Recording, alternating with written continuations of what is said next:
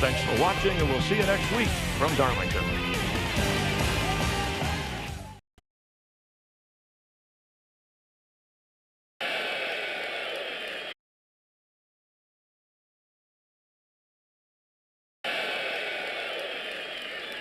And now, ladies and gentlemen, for the most exciting words in the world of motorsports,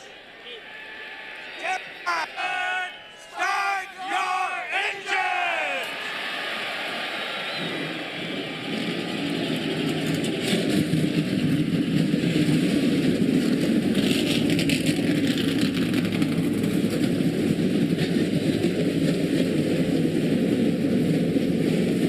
Three engines fire on pit road for this fifth NASCAR Winston Cup race of 2001. So cinch up, strap in, tighten those belts, and hang on. We're going racing at Darlington.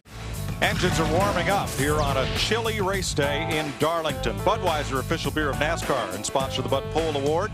Since yesterday's qualifying was canceled due to fog, starting positions were determined by car owner points, and as a result, Jeff Gordon starts on the pole position today.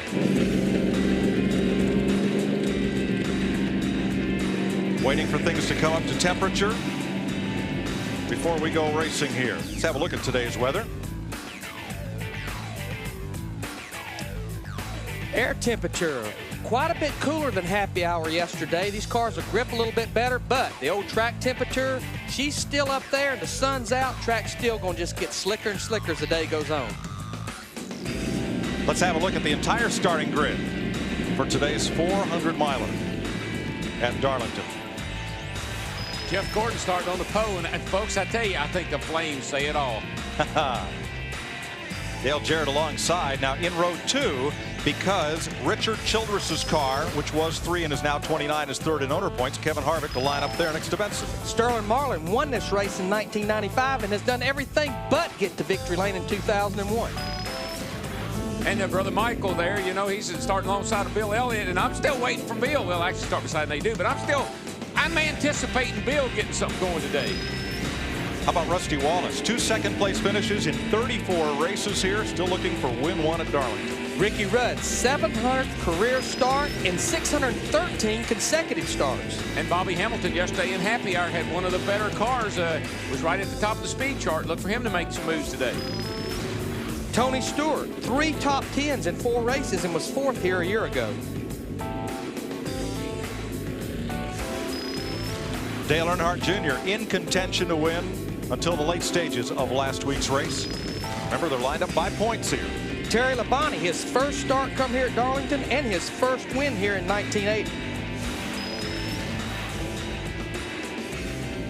Elliott Sadler dropping from 10th to 20th in points in a week. There's a man that knows how to get around this track, Ward Burton. He holds a track record, and he's won here, so look for him to be tough today. Ron Hornaday's been one of the top rookies, 9th at Las Vegas. Mark Martin still searching here in 2001. Only one finish better than 20th in 4 races this year. Rookie Kurt Busch gets his Darlington baptism today. Matt Kenseth finished 6th here last year, 2nd in yesterday's Busch race.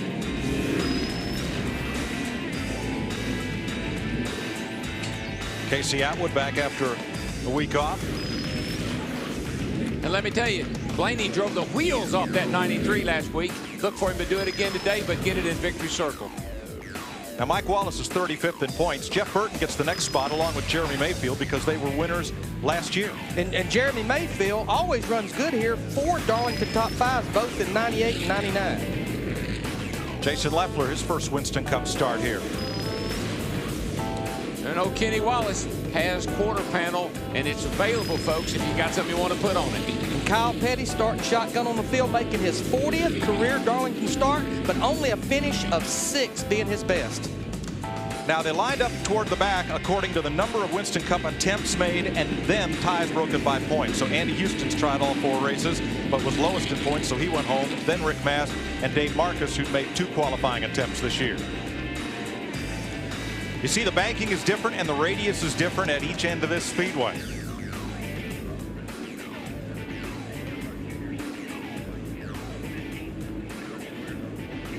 Several years ago, they changed the orientation of this track. The start-finish line used to be over here. Now it's over here because they wanted to build big grandstands and suites and didn't have enough room because of the highway on what was the front side of the track. And it's shaped the way it is, kind of skinny on this end and real big down on this end because of why, Mike? Mr. Ramsey's minnow pond. That little pond right out there. When Harold Brasington built this track beginning in 1949, he promised his neighbor he would not disturb the minnow pond. So what was then turns 1 and 2 have a much tighter radius than 3 and 4. All that's history. Let's get to today. 43 cars will start. The purse for the first Southern 500 was $20,000. Pit window, 65 to 70 laps on fuel. We could see some cars go there, and that's a little unusual for Darlington, but this little harder tire don't seem to have much give up as the tire we've run here in the past few years. Yeah, everybody I talked to is very happy with the tire pick for today. Getting set for green this time, and again, as we'll do all season, we will lay out for lap 3 to honor the memory of Dale Earnhardt. Hopefully today will be the first of those lap 3s that we get under green. We've had a caution every week thus far on the 3rd lap.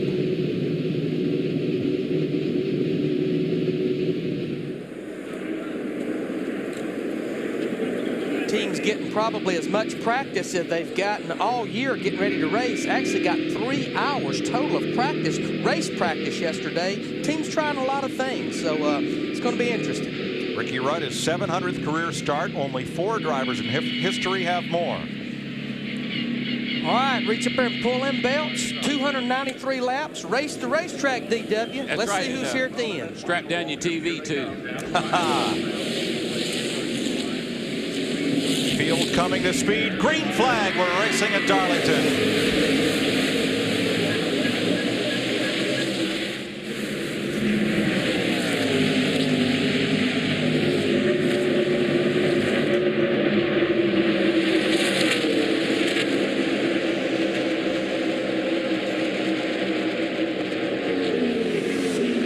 Jeff Gordon took off like he heard the dinner bell. Thing shot out, like a shot out of a cannon. Got up through the gears in a hurry. Gonna get them 5 points for leading that first lap here early as well. 5 bonus points for leading the lap. He has 30 of those lap lead bonus points, leads the league in that category. Rusty Wallace on the move. Wallace to 8th from 9th. Robert Presley in the 77 car there pulling underneath Ken Schrader in the 36. Robert real happy with his car yesterday in happy hour. All right, let's come around to start lap 3 and hope we can get it green.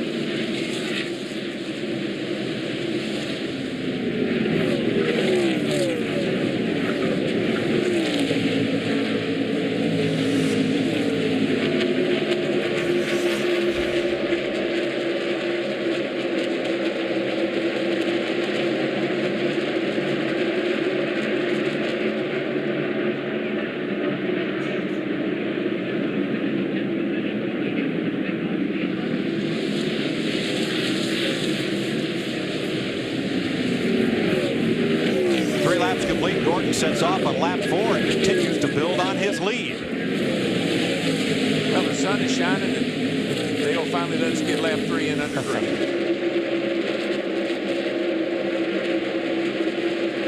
Bobby Hamilton and Ricky Rudd up to 11th and 12th.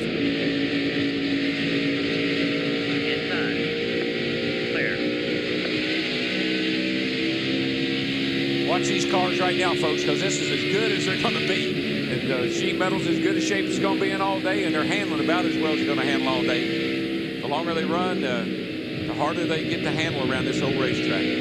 Now Hamilton passed Rudd a lap ago. Ricky started 10th, running 12th. 30-40. Kurt Busch got... Yeah, 97 car coming off turn 2. Got up in that loose stuff, high off of 2 over there. Scraped her down into the right side up against the wall. Darlington gives Kurt Busch a rude welcome. It didn't, I don't think he really, he just kind of got up there and rubbed against it. I don't think he hurt it.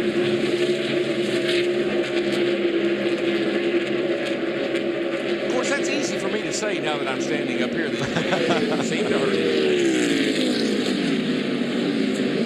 Jeff Gordon's opened up a 1-second lead on Kevin Harvick. Watch the white car of Kurt Busch. Here he is right here. He gets, well, it's on the outside right there. That's two white cars. So he just kind of bobbled in there, just scrubbed her a little bit. We'll see that many times before the day's over. Gordon, Harvick, Jarrett, Marlin, Benson, Elliott, and Wallace. There's one thing about running at Darlington, it is no disgrace to get into the wall here, because every veteran that's won here or anybody that's ever been here will get into it sooner or later. Michael Waltrip battling Tony Stewart for 9th place as you watch back from the Napa cam. Tony Stewart in the orange number 20 there. I talked to his crew chief this morning. He said the biggest thing they worked on yesterday was getting Tony to calm down in turn 1 and 2, the corners they just come off right there. He said he was wanting to get back in the gas so early, and when the tires get old, the car just wouldn't take it. It wouldn't bite into the racetrack. It's really slick off that corner, and it just carries so much speed, and you can only come off there so fast. You got to figure out what that is and then adjust to it.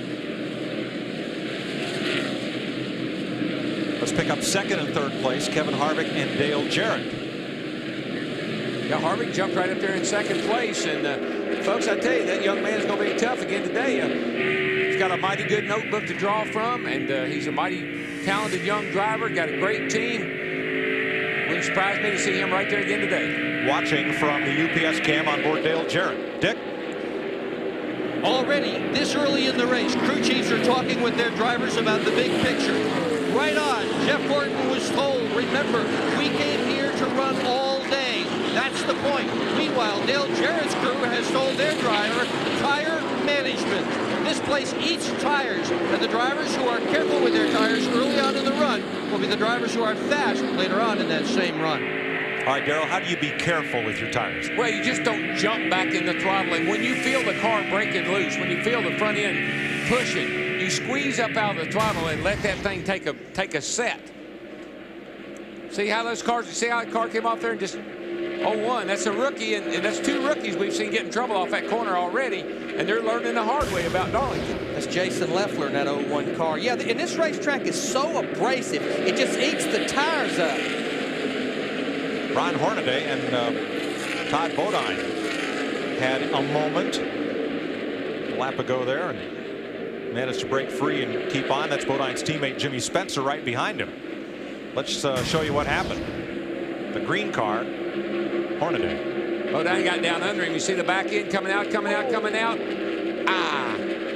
It actually didn't get together. I think he just pulled him around. You just can't run side by side right there at that part of the racetrack on the exit of the corner. No, and it's better to find out now than it is sometime later on today. Ricky Rudd is backing up as Dale Earnhardt Jr. and Steve Park move underneath him. Matt? Was one of 6 drivers who competed in the Busch Series race yesterday that's also running today's race. Park said the biggest thing he learned was what Dick talked about earlier.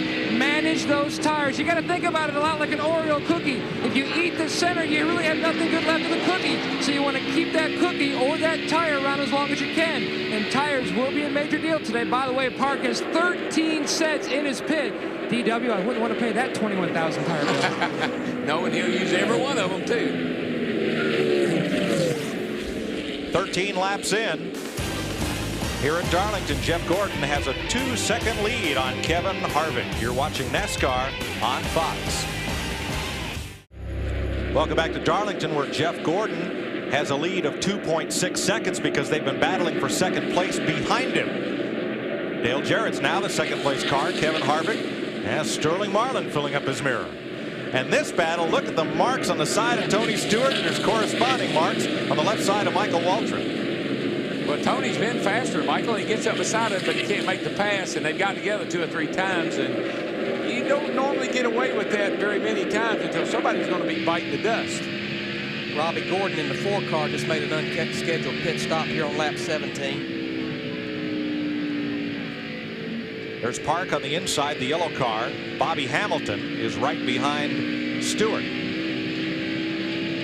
Well, we run 20 laps, and the cars right now, the tires have got to build up in them now. And, buddy, if they're going to start handling ill, this is when it starts right about now.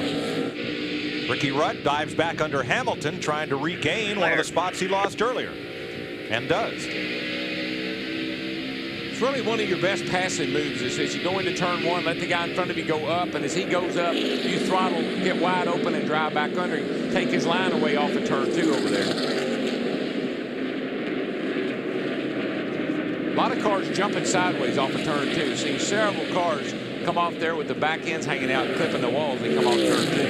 And that's what cost Dale Earnhardt Jr. 2 spots while we were in break. He got way loose coming out of turn number 2, let Steve Park past, and Rudd and Hamilton went with him. Darrell, when you get up here around 20 laps, which is only about a third of a stop, what you got to do, you got to drive that race car with that steering wheel, but you got to drive it with that throttle pedal. The old saying, like there's an egg under that gas pedal coming off the corner. Never buzz those rear tires. When the tires are good, you can just mat it. You drive in the corner, you turn the steering wheel, and you mat it. And then what happens, all of a sudden, the thing will take off with you. Then you got to start figuring out how far down you can push it to keep the car in.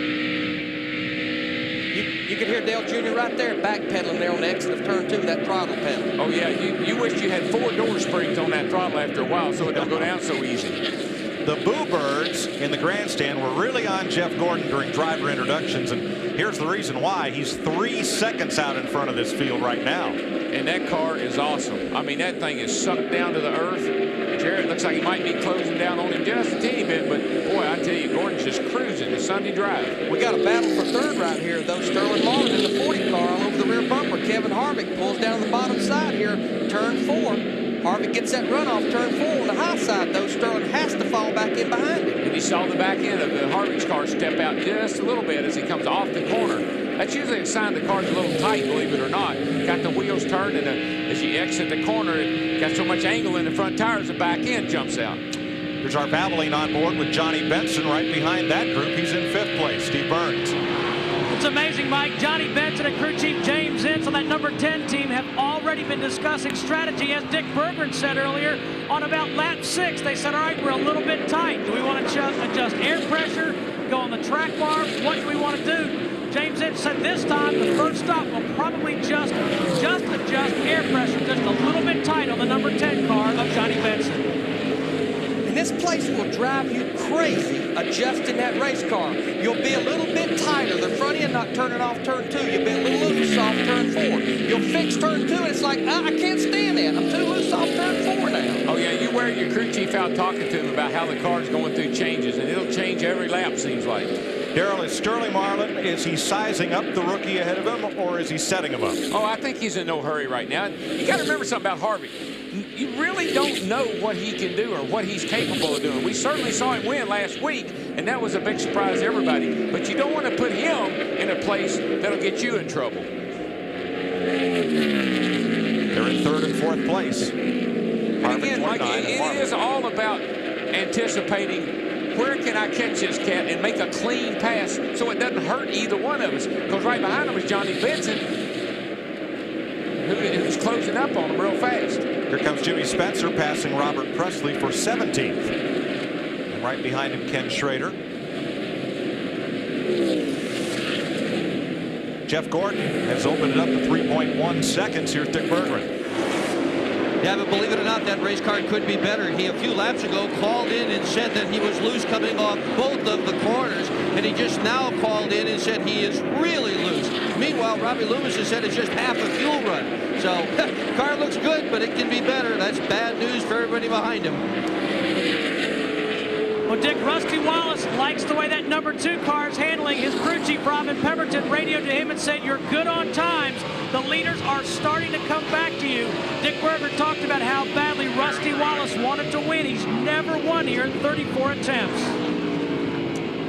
We got Gordon and Jarrett running pretty close to the same speed, and then right down, Rusty Wallace is in 6th place, and he's running the same as the leader. So those cars are all running about the same speed right at this point.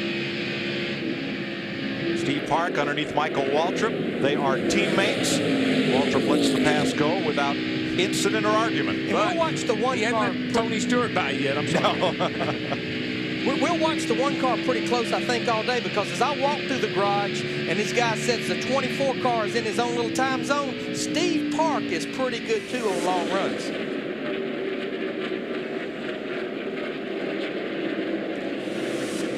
25 car there, Jerry Nadeau, he was right in the middle of Michael Waltrip and Steve Park, and all of a sudden he's falling back right there, all the way back to Ricky Rudd right now. He's running in 11th position. Boy, Rudd got down on the apron going into one right there, and boy, I don't know what's going on there. It looked like they're trying to find some new racetrack. Maybe those two cats got together. The cars act about the same. Yeah, Nadeau's lap time dropped off almost a second that last lap. But he seems to be holding his own right now. 30 laps are complete. At Darlington, Jeff Gordon leads Dale Jarrett and Kevin Harvick. You're watching NASCAR on Fox. Jeff Gordon's lead has been halved. It's down to 1.4 seconds. Kevin Harvick continues to hold off Sterling Marlin for third. And this is so classic Darlington. He had a huge lead. He runs up on these cats here. It's hard to pass. These guys are holding him up. Dale Jarrett's closing up on him. Dale Jarrett's a second a lap faster than he is. There he is right there. He's already caught him. All because he can't get by these cars. You got to have the whole racetrack if you're going to pass somebody. Darrell, this is probably one of the worst racetracks we go to for finding the right place to pass lap traffic. Oh yeah, I know I wear the word out, but you got to know where you can catch these cats. You got to know where you can make a pass. You can't just run up on them and pass them. Sterling Marlin finally got past Kevin Harvick. And meanwhile, Johnny Benson in the 10 car, he's going underneath Kevin Harvick. This is a battle for fourth. Kevin just lets him go on by there, takes the position. And see, that's a great pass because the 29 car goes up high, rolls up out of the throttle, gives the 10 car room to go right under him on the inside without no harm, no foul. Ooh, Jerry Nadeau in trouble off turn 2, and Dale Earnhardt Jr. slipped underneath and made the pass. Rusty Wallace, as you watch from the Miller Lite cam, pulls up and draws a bead on Harvick. Folks, you're going to hear us hollering a lot because action's starting to pick up. We got 37 laps on the tires. These cars that were handling ill, now's when they start getting in trouble. Look at that thing here jump around, for Pete's sake. Now you see why there's 14 sets of tires. Whoa, Harvick getting loose there. I'm telling you, that thing is jumping all over the place. See the telemetry there. This is off Rusty Wallace, the 2 car, back in the throttle here off turn 4. He can't hang on to her. I think he's trying so hard to keep Rusty behind him, and it's just about to cause him to wreck. He's going down into turn 1, 169 miles an hour, off the throttle, back in the throttle, start easing back in it right there. Inside, clear inside. Back pedal a little bit, now wide open throttle down the backstretch. See how long it takes before you get it wide open? Almost all the way up on the straightaway before you get it wide open. Almost 170 miles an hour into turn 3. Got Nadeau in the pit. I think he's got something wrong with his car because he was backpedaling pretty bad, plus he about hit the wall twice. Big chassis change, the right rear. You can tell his car's pushing, it's not turning. What that boy did right there, he raised the track bar. That raises the roll center in the rear of the car. The track bar is what holds the rear in the center. When you raise that, it makes the car turn better. And he raised it about 3 rounds. That's probably a ½ inch, and that's a lot. 66, Todd Bodine, he's in the pits as well. And when I said he about hit the wall twice, that's how you keep score here. Somebody might have hit the wall, almost hit the wall 10 times, but that's how you keep score. Because they all about hit the wall at some point in time. 40 laps completed. Robbie Gordon also made another pit stop. If you like this, you'll love Bristol, Tennessee. Oh, man, I can't wait for next week. I am so excited about going there and calling a race. I've never had an opportunity to do anything like that.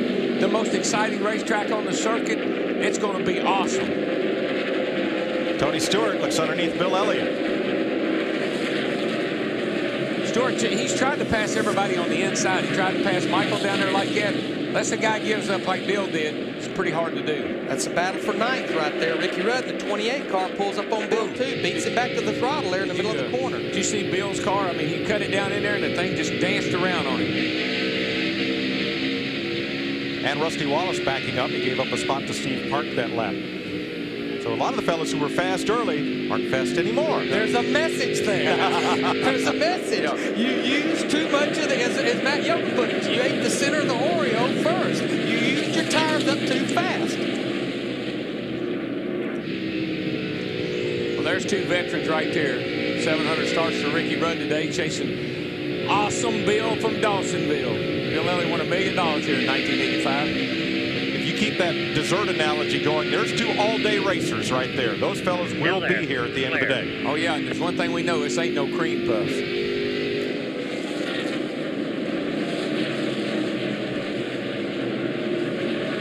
All that work has finally gotten Rudd back up where he started, 10th place. These two guys, they definitely know how to conserve their tires and take care of it. Buckshot Jones in the 44 car had went a lap down, decided I better get in the pits, make some adjustments, get me 4 tires. Jeff Gordon has led every lap. He's now led 12 of the last 13 Winston Cup races in Darlington. The Carolina Dodge Dealers 400 rolls on. This is NASCAR on Fox. We're under caution at lap 45. Dale Earnhardt Jr. hit the wall in turn 4. We'll show you that later. First, pit stops. Under caution, first time today. Steve Burns. Johnny Benson, they're going to make an adjustment. They're going to take air out of 3 different tires, 3 quarters of that race car, and a wedge adjustment. Rusty Wallace will take a pound out of the left rear. Benson getting left side tires going on right now. Let's go to Dick Berggren. Jeff Gordon guesses that because they ran on a green racetrack and ran so hard, they just wore the tires off it. Meanwhile, first guy out is Dale Jarrett by a bunch. Gordon is going to go out 5th.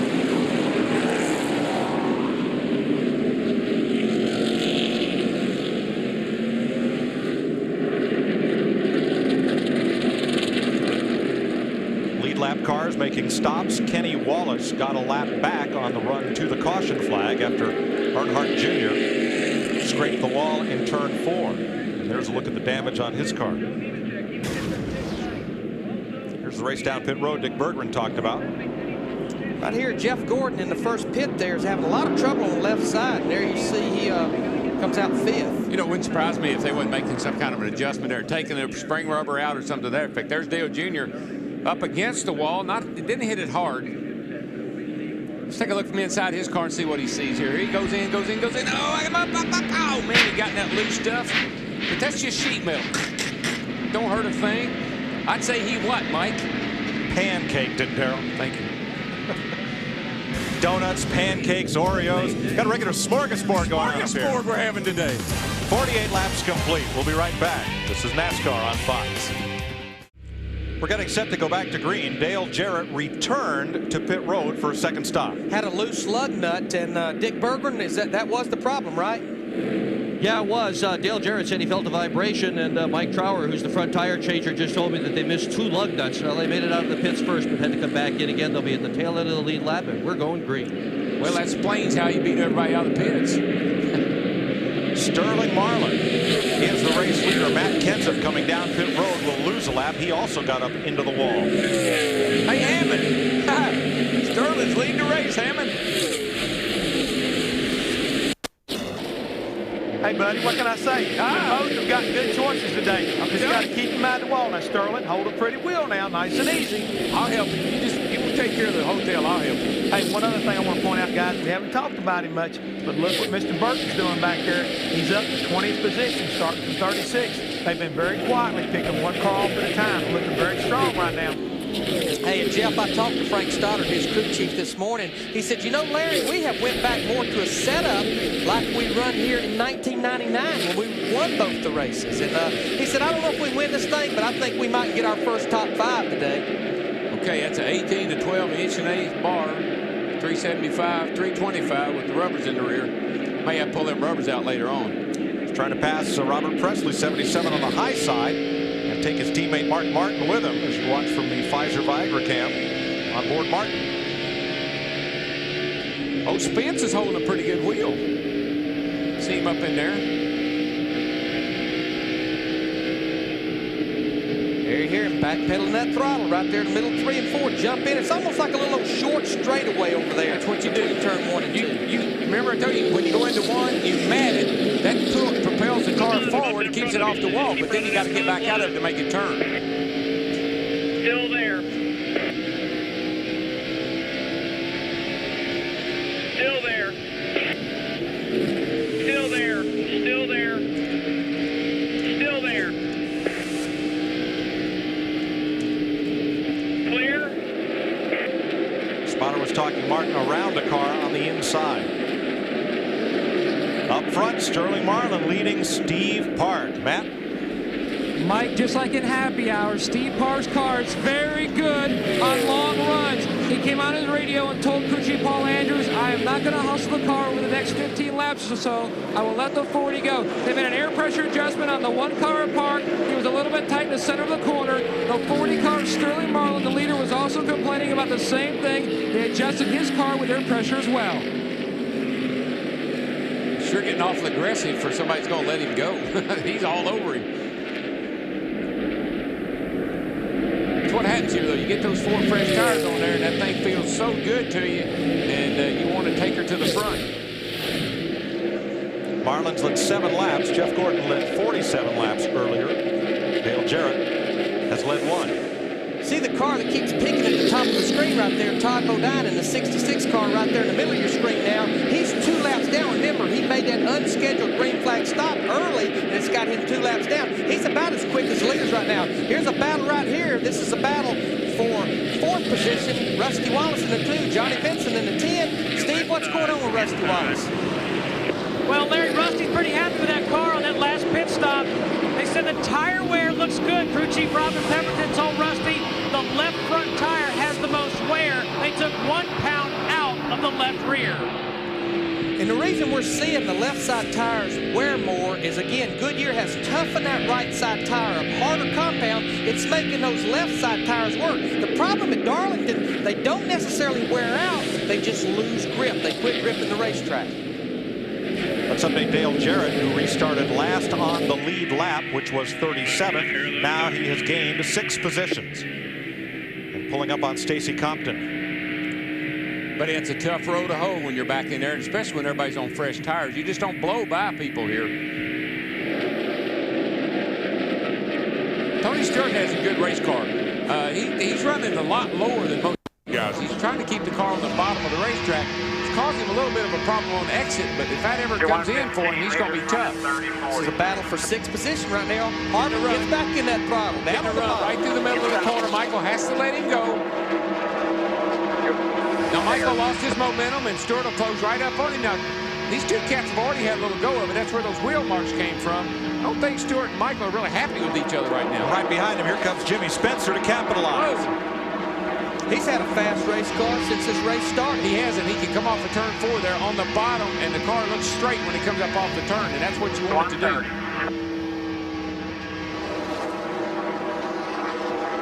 Jimmy Spencer started this race in 23rd position right now. He's already moved up to 9th. Hey, and Ricky Craven is 10th right there in that tie car, too. Bobby Labonte working in a pack of traffic. The defending Winston Cup champ off to a bit of a slow start this year. Jeannie? Well, Bobby Labonte in his 18 car came down pit road. He was complaining that the car was tight all the way around. They put a round of wedge in the right rear 4 tires, took a rubber out of the left rear. They hope they have his handling issue controlled now. A problem, though, for the 8 car. We saw him make some contact. The lower right front arm is bent. The A-frame arm there is bent, so they're concerned about that. You can see him kind of tagging along at the end. They're hoping that it can work its way out and that it's not too serious. We'll keep you posted. Now he's got himself in a situation where they're just trying to make laps now. That thing's going to be a handful to drive. That lower control arm being bent, it throws all the front end suspension and geometry off. It's going to be tough to drive the rest of the thing. Boy, Park's getting a heck of a run off the turn 2, and of course Sterling had to let him go. He got the inside on him going into 3 and made the pass. How about it, man? What's happening, buddy? That is a deal, Darrell. Stevie Reeves, the spotter for Steve Park, went down the aisle to Tim McKitchen, Sterling Marlin spotter, and asked, we would like to lead a lap to get 5 bonus points. If you let us by, we will let you by. So it was a prearranged deal. So Steve Park becomes the 4th different leader of this race. Park's crew chief Paul Andrews looking over the scoring monitor. And we'll be back with more from the Carolina Dodge Dealers 400 after this.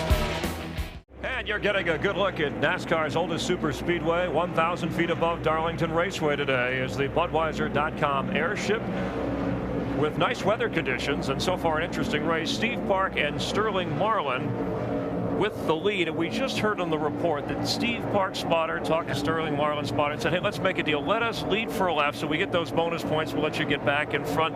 Now, how often does this go on? And why would Sterling Marlin allow that? Well, for one thing right now, maybe his car is starting to go away just a little bit, Chris. So therefore, they've worked this deal out where we'll know when we're going to make a pass. That way we don't hold each other up. Because if they go to racing each other, that's going to hurt both of them. That's going to allow the rest of the cars to gain back up. It'll wear both of them's tires out. So it's really kind of smart racing. They know sooner or later Steve Park is going to lead a lap. So it's better to kind of like let it go down and save some tires. How often does that happen? Once a race, twice a race? Well, it happens quite often, but here at Darlington, that's what you call just racing the racetrack and not forcing the issue with your competition. Only 3 drivers have led every race this year coming into this race. Jeff Gordon, Mark Martin, and Sterling Marlin. Sterling Marlin has now led in all 4 races. Trouble out of turn 2. Stacy Compton was trying to cut underneath another car, lost control and spun it. Caution is out. Second caution of the day, and it comes at lap 69.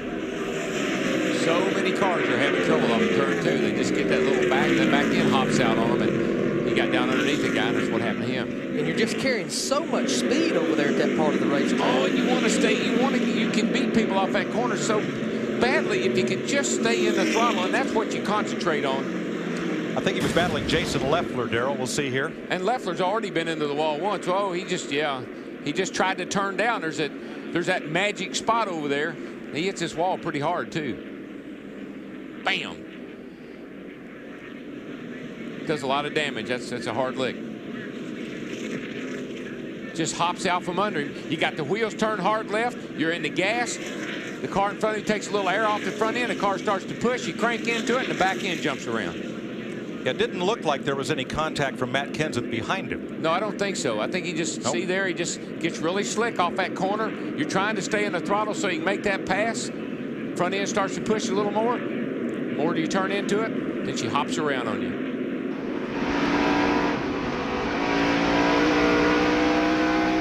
Happens so fast. That's such a fast part of the racetrack. It's just happening before you even know what went on. That from Casey Atwood's Dodge dealer's onboard camera. The only difference in these guys today and us several years ago is we said we wrecked off turn 4. They're all saying they wrecked off turn 2. And pit road is on busy place again. Lead lap cars are in. It's a good break for Jarrett. He was really having a hard time working through all that traffic, so this will help him a lot. Park, your leader, then Gordon and Wallace are on the left of your screen, Matt. Steve Park, the top car on the top of the screen, the 1 car, a 4-tire change. No changes for the number 1 car. They were very happy. Remember, they adjusted his car in the previous run with their pressure, and he's down and away to Dick Berggren. Jeff Gordon is already taking right sides. He's going to try to beat Park out. Park's got it. Gordon will come out in second. Gordon beats Sterling Marlin off pit road. Well, that's a big improvement for Gordon because, he'd fallen back to 3rd place, and actually Park and Marlin were a couple of tenths quicker than he was on the racetrack.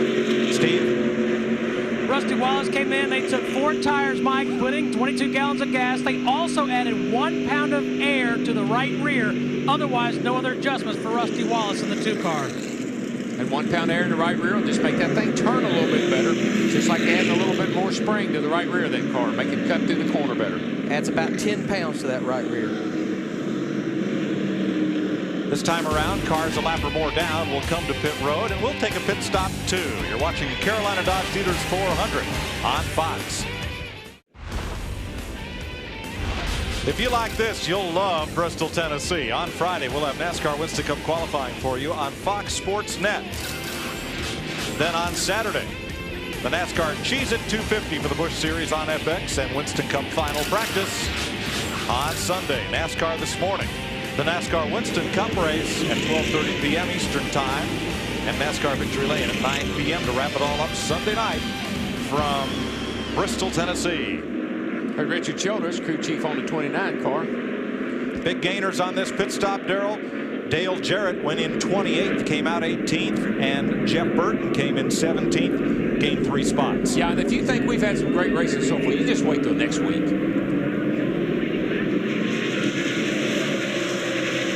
Back to green after the second caution of the day.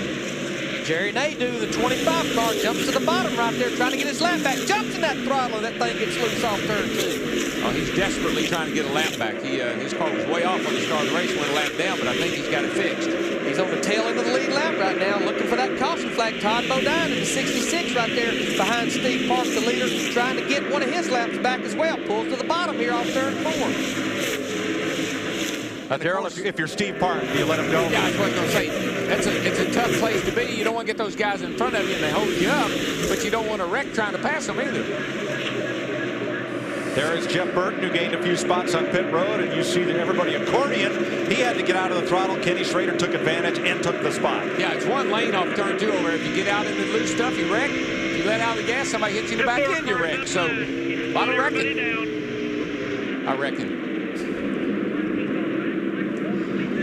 Robbie Gordon way up there against the wall. This is a battle for about 14th to about 28th right here.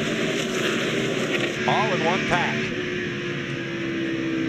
From the Napa cam, looking back at Kenny Schrader. There he goes underneath Michael Waltrip. And here comes Jeff Burton, 99. Cars just bounce across those bumps right there at that crossover gate coming off turn 2. Settle down about halfway down the backstretch.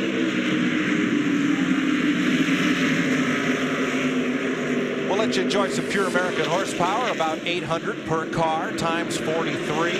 Grab that volume control, crank it up for a couple laps.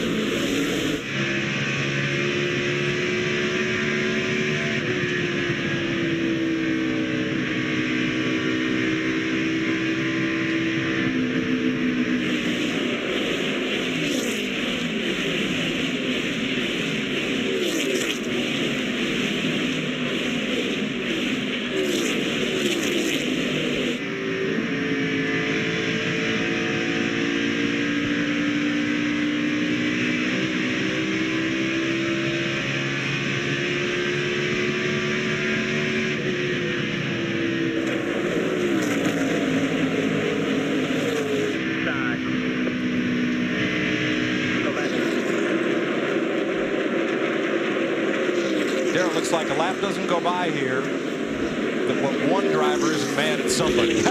Well, what happens? You come off the corner, or you start off the corner, you got to get up out of the gas because your car won't turn. The guy hits you in the back end. It aggravates the heck out of you. Before you know it, you're getting a fight with somebody, getting banging on each other. I don't know what, something's going on with Michael Waltrip in the 15 car. He's losing about a position a lap. He's already fallen all the way back to 19th position just here in a few laps. I don't know what happens to him either. Every week his car starts off really good, and then every time he makes a pit stop, it makes it worse. You got to fix that. Stop doing that. Good battle here, Darrell. Jimmy Spencer has caught Rusty Wallace and the number 10 of Johnny Benson because they were side by side last lap. That allowed Spencer to come right up into that battle for 4th place. Well, Jimmy Spencer's got a fast car. Been watching him. He's passed a lot of cars to get up there where he is right now.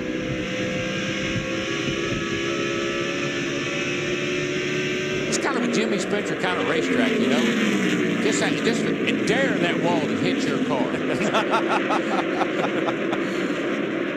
Mike Skinner and Bobby Labonte battle for 10th place. How about Ricky Craven there in the 32 car? Started in 20th position. Darrell, you went and talked to him last night in the motor coach lot. Said, man, you need to work on that race car. That thing don't look right. And here he's sitting here running in 12th position right now. I've been curious to see if he did all the things I told him what was wrong with the car, and he said, you're right. That's what we're going to do to it. What'd you tell him? I told him to put some rebound in them front shocks, take a little spring out of it, put a little bigger bar in, raise the track bar up, and split the trailing arms. In other words, rebuild it. He didn't like all those ideas, but he liked some of them. Those of you that saw our final practice coverage yesterday would know what Darrell's talking about. Now there Benson goes past Rusty Wallace. There's another guy's got a pretty good race car, particularly on the longer runs. Is that the 10 car, Benson? But Rusty Wallace in the 2 car saw how quick Johnny Benson in the 10 car had caught him. Where did he let him pass him? The easiest place, on the straightaway. That's right. I've come down the straightaway here many a times and squeeze out the throttle and let a guy go by. That way it doesn't hurt either one of you. Neither one of you lose any time. Darrell, this is an old road racing tactic. Instead of fighting each other through the corner, make those passes and let them happen on the straightaway. You just can't take a chance running through the corner side by side with somebody. Not enough room. There's our Fox tracks in to show you the instantaneous speed of these cars we're following. You see how those cars will speed up a little bit in the middle of 1 and 2. Then they'll slow down as they exit the corner. Then they'll carry the mail down these straightaways.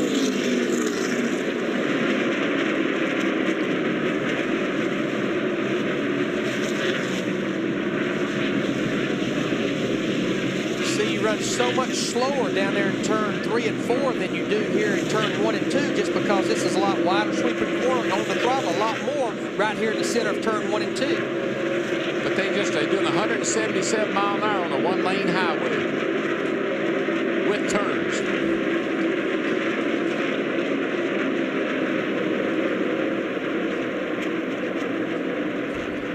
Stacey Compton is our first car out of the race. Jeannie is there. Well, all day long we've been talking about what does it mean to be this track too tough to tame, and I think Stacey Compton, you can answer that for me right now. Take me through what happened. Well, it's a shame for the Kodiak Mellon Dodge. We got a good car and just got to racing out there early and got up inside of a car and we touched a little bit. It's just a bad place to be inside of a car and got turned around. Just racing at Darlington, I guess, but we'll get it back out, make some more laps, get some points, and go on to Bristol next week.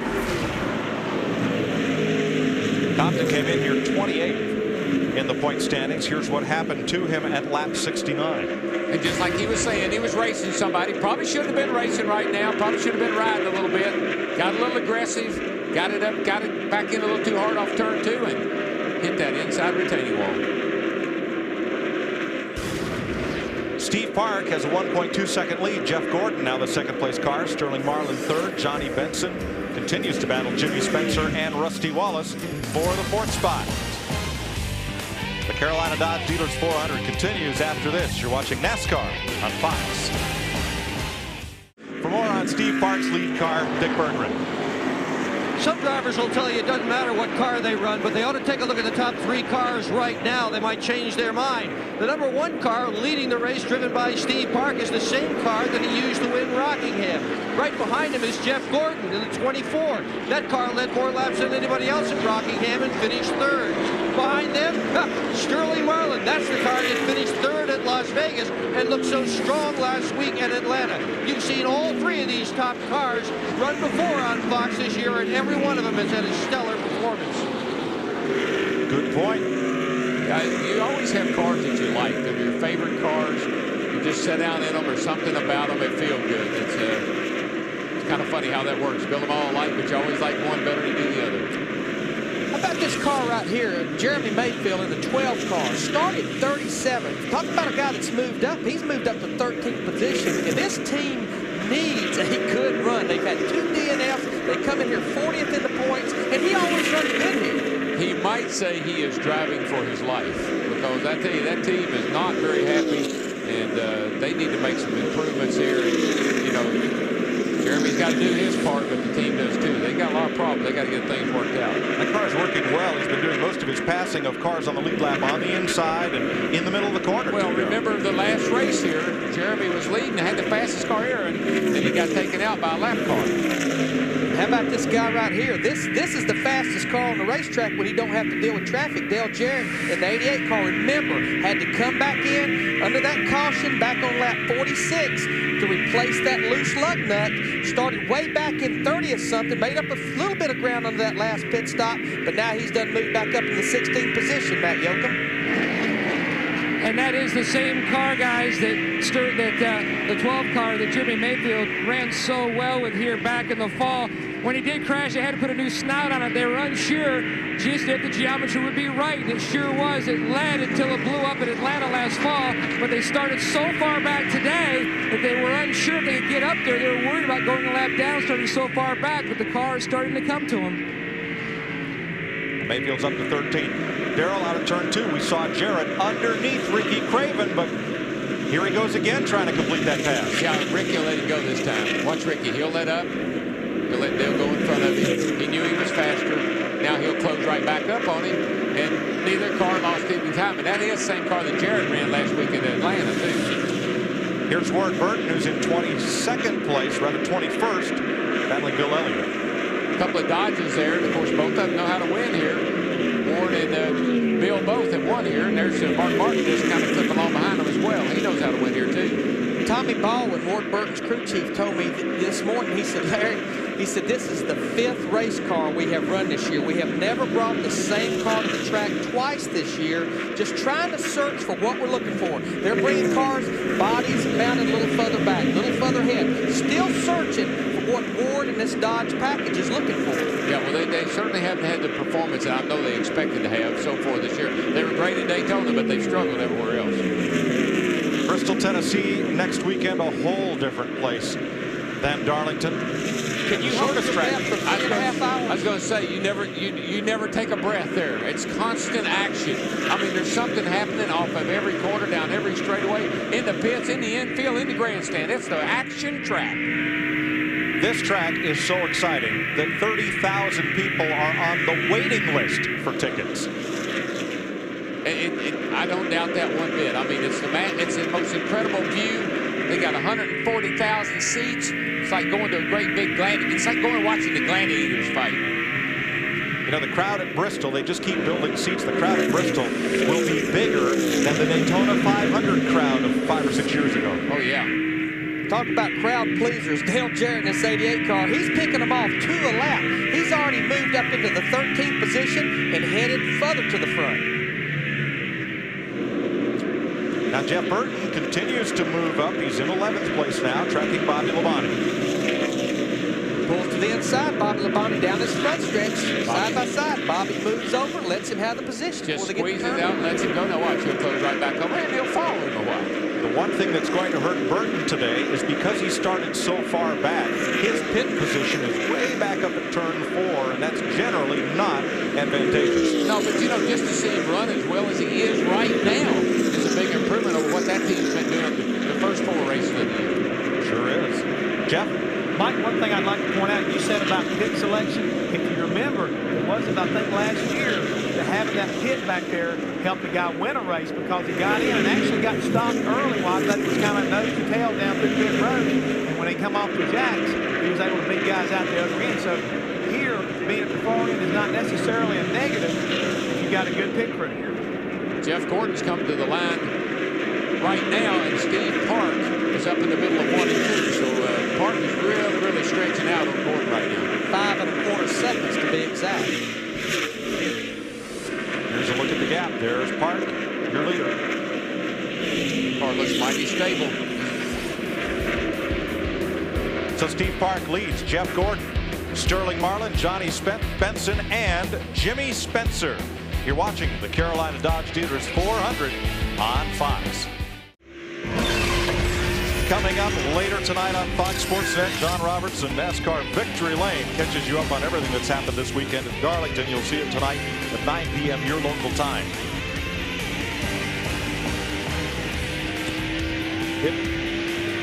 Race leader in traffic. If I had a dime for every time today we've said, whoa, look at that, I'd be rich. We need 43 in-car cameras so we can go to each one of them when they almost wreck. It's incredible. Look how good the racing is here for 26th place. Well, they know those guys know the leader's not too far behind them, and they better step it up if they got anything at all. They better get going.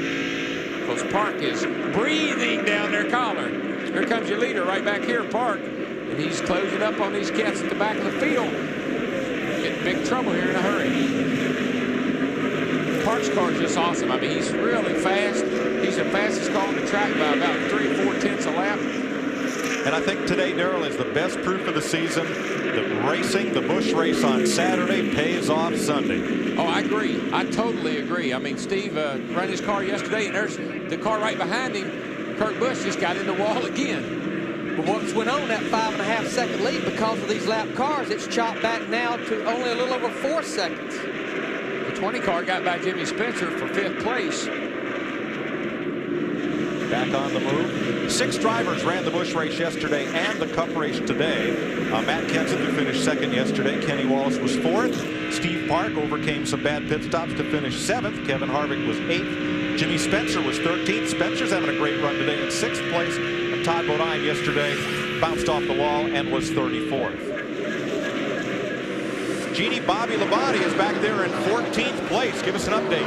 Well, guys, the only thing worse than worn tires here would be a bad set of tires that they put on. And that's what Bobby Labonte thinks is going on with his car. Crew chief Jimmy Makar said, let me know if there's a vibration. And guys, just about a minute or two ago, Bobby said, uh-oh, there is one. The 18 crew made a visit to teammate 20 crew to see what was going on. So he should be pitting soon. Ron Hornaday is in the wall in turn 3. He was in a big pack of traffic right in front of Steve Park. And Hornaday will limp around as the caution flag comes out for the 3rd time today. Good for Bodine twice now.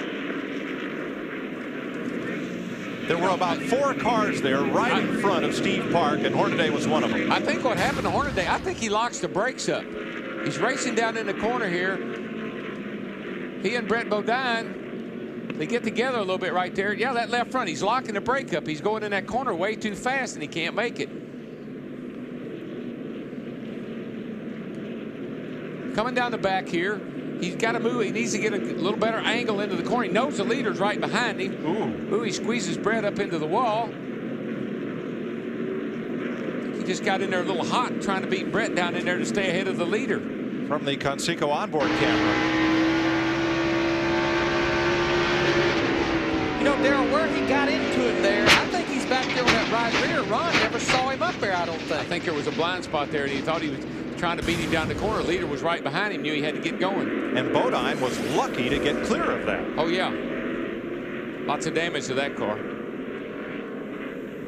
Pit road is busy again. All the leaders to pit road with 4 tires. 3rd caution of the day, lap 115.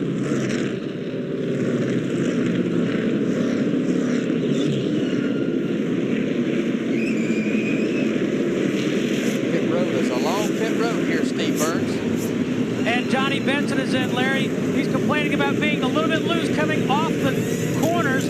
Kyle Petty changing the front tires. Ryan Pepe on the rear tires. 4 tires. Air pressure only for Johnny Benson. He's away. 17.2 seconds. The 1 is also out. 24 is out as well. Jeff Gordon's going to lead the race off pit road. Steve Park right behind him, and Rusty Wallace. The reason Jeff Gordon won this race, this is his pit spot right there, the #1 pit spot. He has to move from here to here, and that's the race off pit road. How he got that pit selection, he was the pole sitter by the getting rained out, being the points leader, and you pick the pits by how you qualify. Pat Yoakum. A great pit stop for Steve Park's crew, but when he was exiting his pit, Walt Smith, the jackman, was trying to pull the jack out, but Park ran over with the left rear tire. Walt is now looking over the jack, making sure it's okay. Jack looks okay. Now you just have to wonder about that left rear tire, guys. Dick Berggren. The rest of why Jeff Gordon did well. He had a 15.4-second pit stop. This car is really pretty close. He made just a minor adjustment to the track bar, and he should be right on target now, Mike. So at 117 laps, we are under caution for the 3rd time today. Mark Martin stayed on the speedway, and I believe he'll pick up 5 points for leading a lap. As they hook up to Ron Hornaday's car, we'll take a break. This is NASCAR on Fox. We are under caution here at Darlington, and some quick pit stops helping some people, hurting others. And Jeff, we saw this yesterday in the Busch race when Jeff Green had an advantage and won with some excellent help in the pit stops, and we're seeing that again today. Oh, you've got to have a good pit crew here because track position is paramount. If you're not up front, it makes everything work that much harder. I mean, driver, everybody, I mean, and mental attitude as far as getting off pit road helps keep that driver motivated too. All right, let's take a look at the miscue, Jeff, and explain what happened here with Steve Park. Well, as you can see right here, they're getting ready to complete the stop, and everybody right now is getting ready to come up, and you see the jack right here. Okay. Okay. What happens? He's starting to drop it, and everybody raised their hand at one time to say they're done. Well, it looked like it got hooked on the jack stop and then caught on the tailpipes and was drug out of the pits, and they're very lucky that they didn't get penalized for that. So you can be penalized. Running over your pit equipment, jack or air wrench, can get you in trouble. Jeff. Right, and now they're evaluating that pit stop. So what are they doing now? The crews are saying they realize the mistake? Well, they're just trying to learn from it right now. They're looking at the pit stop to evaluate exactly what went on, and I'm sure that they'll get a chance to explain really what happened. Jeff, we keep seeing this week in and week out, and I think what it is, it's the pressure to perform on pit road. These guys are trying to change 4 tires in 14 seconds. It's so much easier to pass them on pit road with a quick pit stop than it is on the racetrack. They're making mistakes. Let's get on to Matt Yoakum. Well, let's catch up with Walt Smith, the Jackman. Walt, what happened on that stop? Did the tire hit you? The tire hit me, and it got caught in between my legs and the jack, so that when I went to pull the jack out, I had no momentum to clear the car, and it just caught the lip of it. And luckily, we were able to get it out before the car got out of the pit box, so it was no penalty. Everything's cool. We lost a position on a bad right side, but all in all, it was okay. Let's go back to Chris. All right, Jeff Gordon leading Steve Park. We are under caution in Darlington, South Carolina. And the spotters looking on, and we'll be back with more racing in a moment. This season has run the gamut of human emotion. Tragedy, triumphs, emotion, excitement, and we're only 5 races in. Been rainy days, sunny days, cold days, foggy days. So chocolate last week. I know it had to be really special for those guys to pull off another win.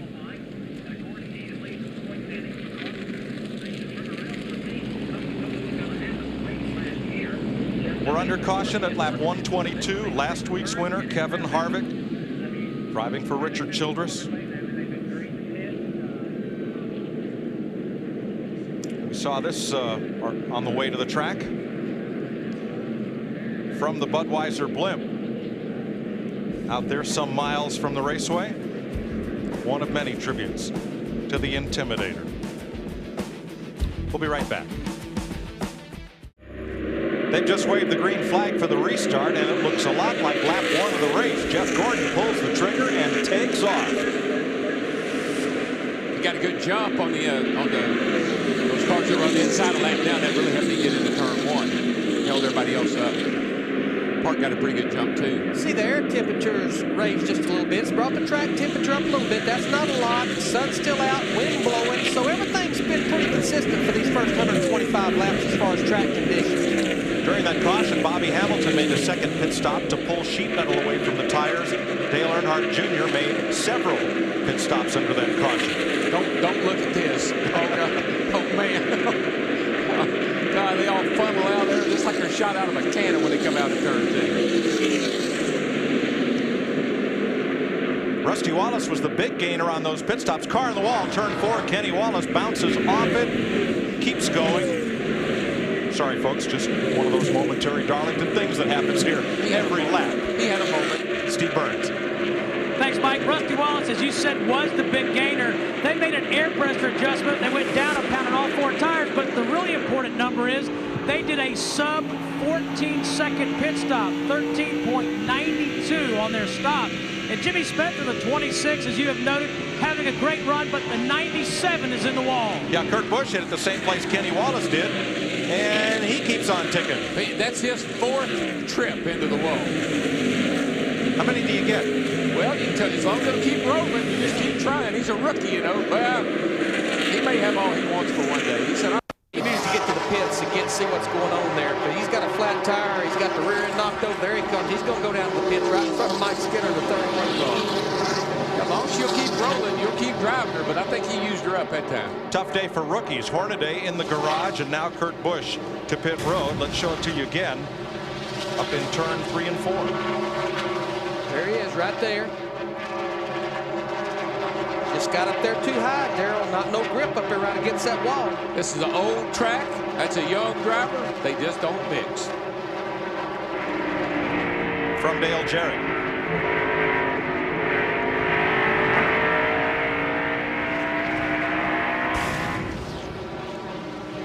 That's a whole Darlington suit, not just the stripe. Jeannie?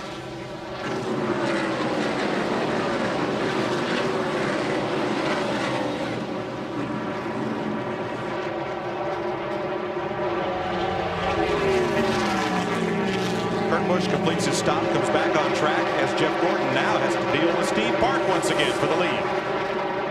Last time by, Steve Park was 0.2 of a second faster than Jeff Gordon on that last lap. He just keeps haunting that rear bumper, that 24 car of Jeff Gordon. What Jeff Gordon's hoping is Park's car is faster than his. He knows it is, but he just hopes that something will happen to Park, that he'll get real aggressive and slide that thing in the wall like some of these other guys have done.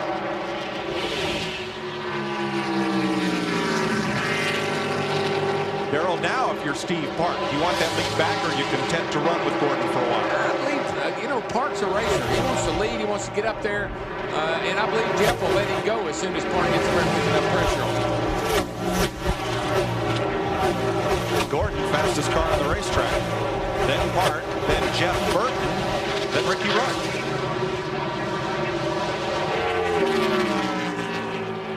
Jeff will let him go here pretty quick. He's not going to let him push in the wall again, turn 2. Bounces off, keeps going. I think he holds the record today. And trouble on Joe Nemechek. He's running the back of someone. Yeah, he's running up under the back end of somebody and bumped the hood all up on that thing. The biggest problem I see with that is not the hood buckle, but the top grill opening right there is blocked. So Michael just got up in the wall. Here we go, fast for the lead. Steve Park back to the front. He can put the crossover move on him right there, but he really doesn't want to right now. He just wants to get Park out behind him. He'll follow Park now. Park's faster than he is. He'll race him when it counts. He wouldn't let him do that if it was 10 to go. You know, we see a lot of cars getting into the wall, and I know we say they're getting up in there where there's no grip. I just wonder if there might be something on the racetrack. We got about 3 cars. The caution is out. There ain't nothing on the racetrack. That's the problem. There ain't nothing on the racetrack. There's no grip. There's no nothing. Dick Berger, what is going on?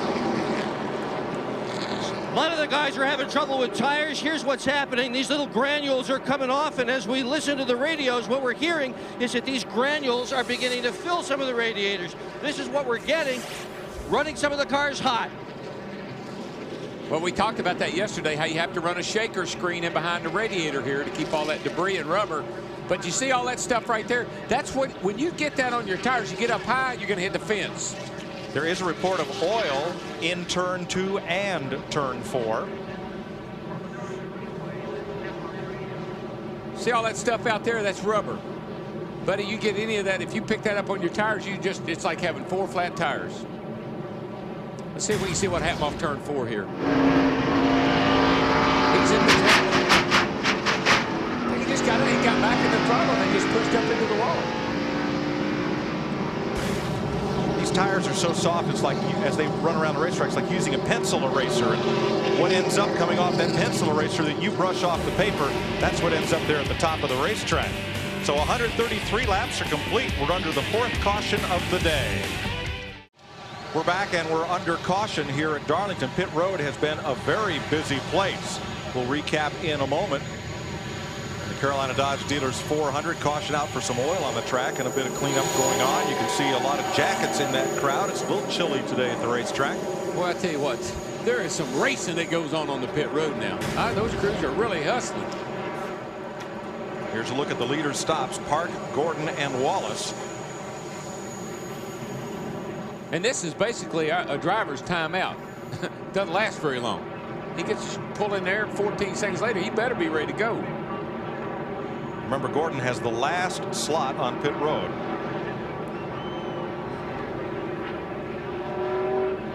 Ten laps, 4 tires. Steve Park in that same grouping. They're in their box.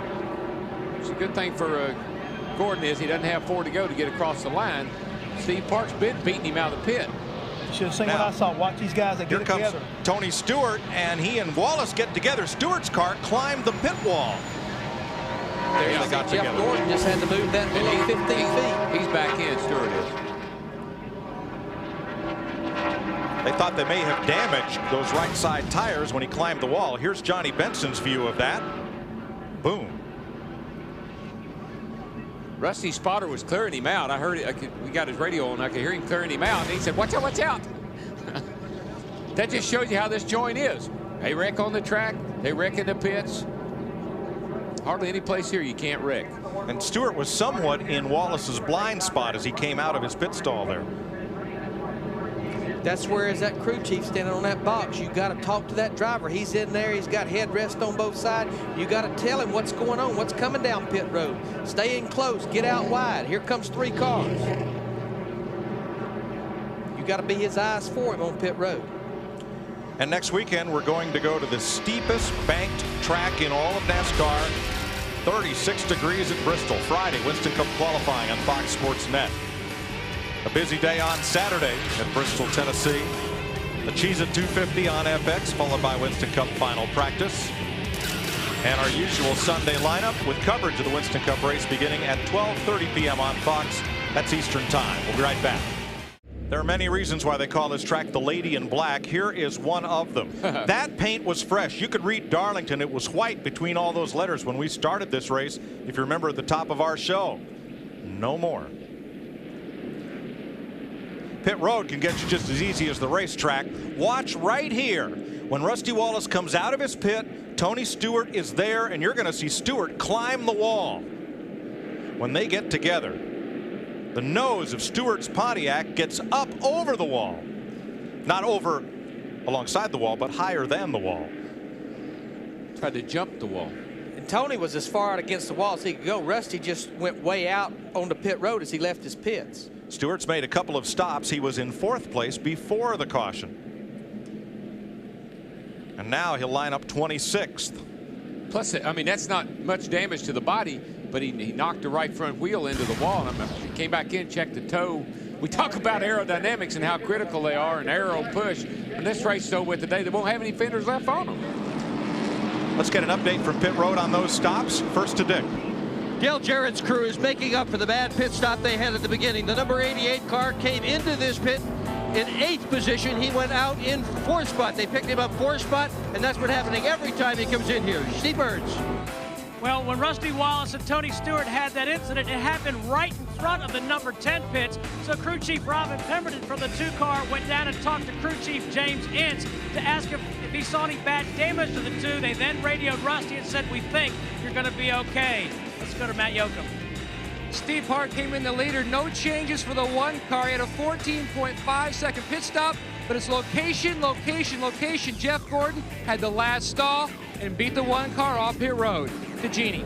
3 trips for the 97 to pit road this caution after picking up more than a Darlington stripe, guys. They've been working on that right front tire rod, the right front fender, just trying to bang it back into shape.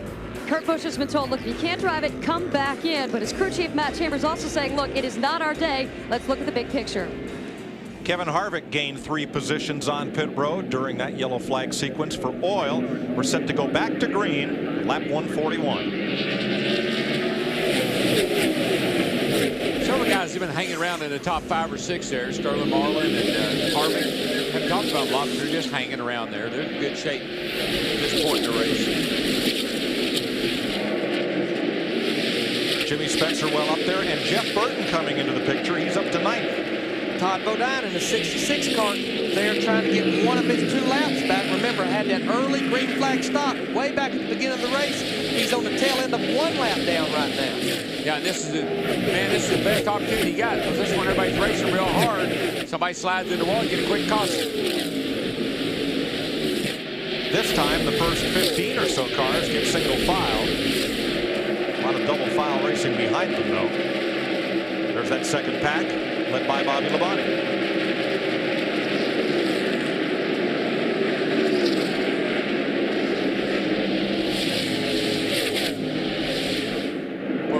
Thing in the world to do, Mike, is come off the corner here, either corner with somebody beside it. If you're right out next to that wall, you've got only inches from the wall, and you got a car underneath it and forcing you even higher. And boy, you have to really settle that thing, hold on tight.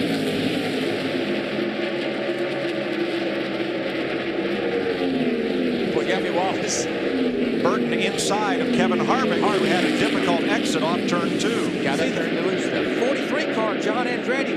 One of the 3 petty cars. We have not got to talk about these cars a lot. Here he's in the battle for 10th position. Started back in 34th, been steadily going forward all day. Probably one of the best runs one of the petty cars has had this year. There he makes the pass on Kevin Harvick. Bobby Labonte, the 18 car, going to get some too. Yeah, you see him go all the way down on the apron, all 4 wheels on the apron enter turn 1.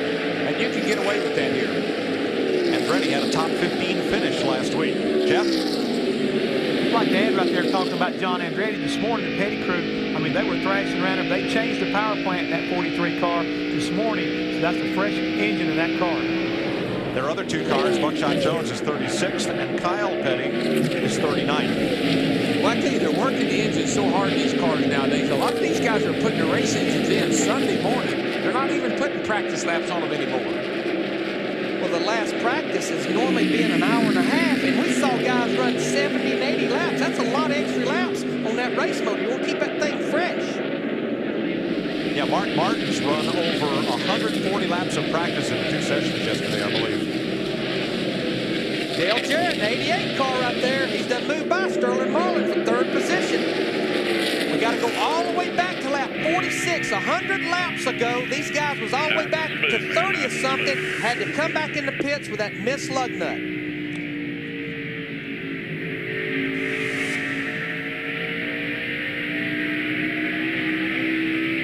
Halfway this time, halfway. Take care of those Eagles.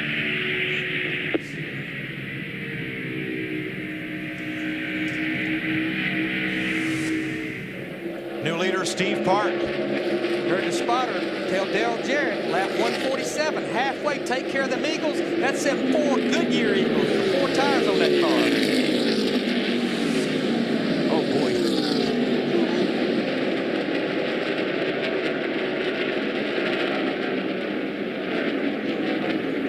Jeff Gordon, he's being smart right here. He can keep that leader in sight. Here we go through turn 3 and 4. Steve Park pulls to the inside. Best place to let that leader by there on the straightaway. That way neither car loses a bunch of time. Park's just getting such a super run off of both corners. I mean, he just drives off and leaves everybody when he exits the corner. He's really able to put the power down. Watch him drop down under that 66 car and just go right on by him. Nose down underneath. Todd probably not going to give up real easy. But I think you hit the nail on the head, Darrell, where Steve Park is so strong, you normally don't get off the corner that good low. His car, he can stay in that throttle off that corner on the low side. Yeah, you can see him just open up. Just see that big gap open up as he comes off the corner. Matt? Mike, Stevie Reeves working the aisle pretty hard up there. They made a deal with the 66 car, Todd Bodine, that if Todd would let them by because they felt like they had a better race car, if the caution comes out, he will check up and let the 66 go back by to get his lap back. Todd they made too many deals because about 4 or 5 of them got by him.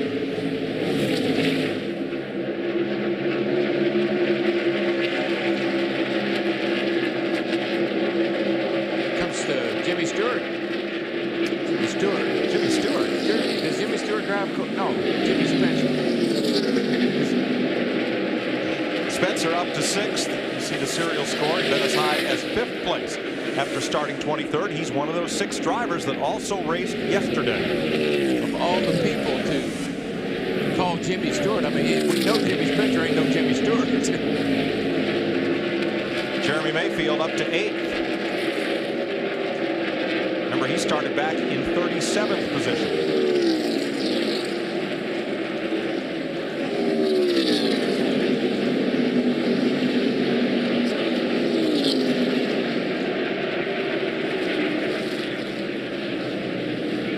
Things have strung out just a little bit. Yes, they have. It seems like what's happened is these guys have made pit stops. They've just improved their cars, and some guys are really fast now, and others are just falling by the wayside.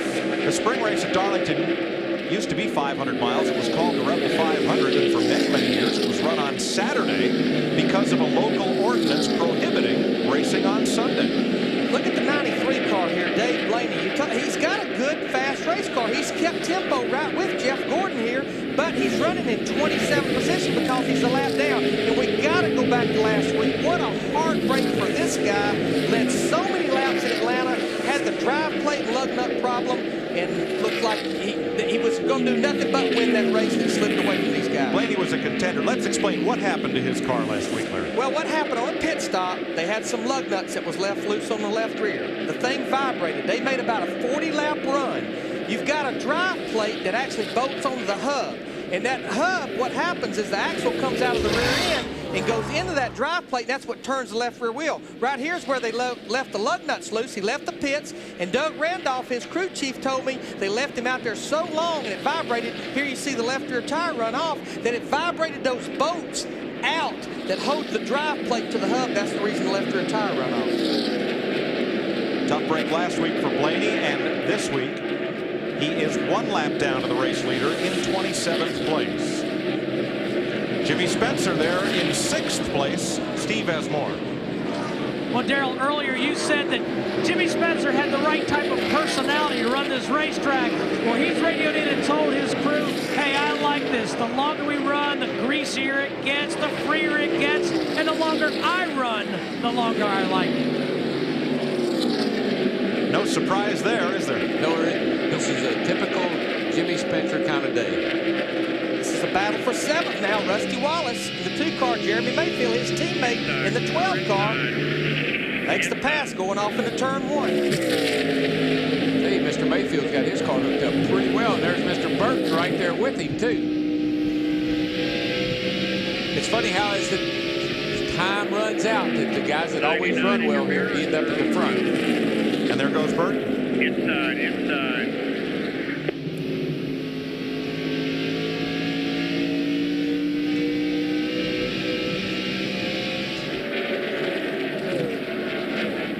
Now you have to wonder if Rusty Wallace's car was damaged when he and Tony Stewart got together on pit road. Yeah, I don't think it was, but of course we don't know that for sure. He sure is struggling right now, looks to me like. John Andretti working him over for what is now 9th place. Because Rusty was holding his own pretty well. If he'd had a problem, it seemed like we'd have known it right away. I just think his car's getting off a little bit. He restarted 5th and is now back to 9th.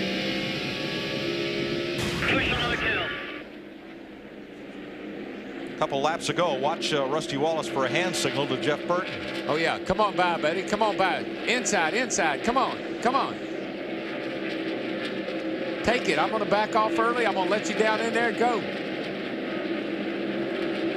That's 2 smart race car drivers here, and he loses another position. This is, again, the battle for 9th. So Rusty continuing the backslide here in the 2 car. Now, Darrell, I know you remember who has done you wrong on the racetrack, but do you remember favors like that? Oh, sure. Now, we were talking about earlier, making deals. Let me lead a lap. I'll let you lead a lap. That goes on all day. In just different places on the racetrack. Let me in front of you and let me lead a while. See if we're not faster that way. Steve Park in front now by 1.3 seconds to Jeff Gordon. It's another second back to Dale Jarrett. Then Sterling Marlin, Johnny Benson, and Jimmy Spencer.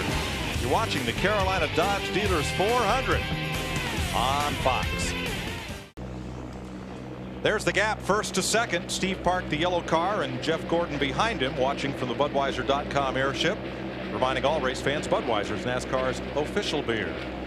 165 of 293 laps complete here at Darlington. There's the lead battle, and Steve Park first in this race and first among our Koch family of drivers. 4 of those drivers in the top 10 at this point in the race. I believe Gordon, I really believe he's just sitting there watching the park. He's not going to let him get too far away. So, you know, still a long way to go in this race. Don't want to make any mistakes. Don't want to beat yourself. It's kind of what he's thinking right now.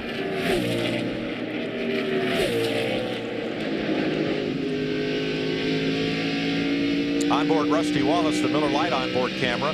Let's pick up a discussion we heard a minute ago between he and his crew chief. Dale Jarrett up the track, and Sterling Marlin takes over 3rd place.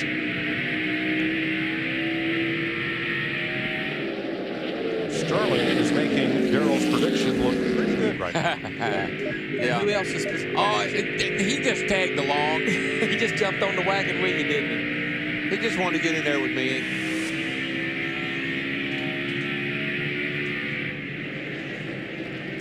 Back on Rusty Wallace, who is now the 10th place car. Here's what we heard a moment ago between he and Robin Pemberton, the crew chief. Might need to get that pressure back on that left front. It's already building up more than the left rear. Maybe that's hurting you.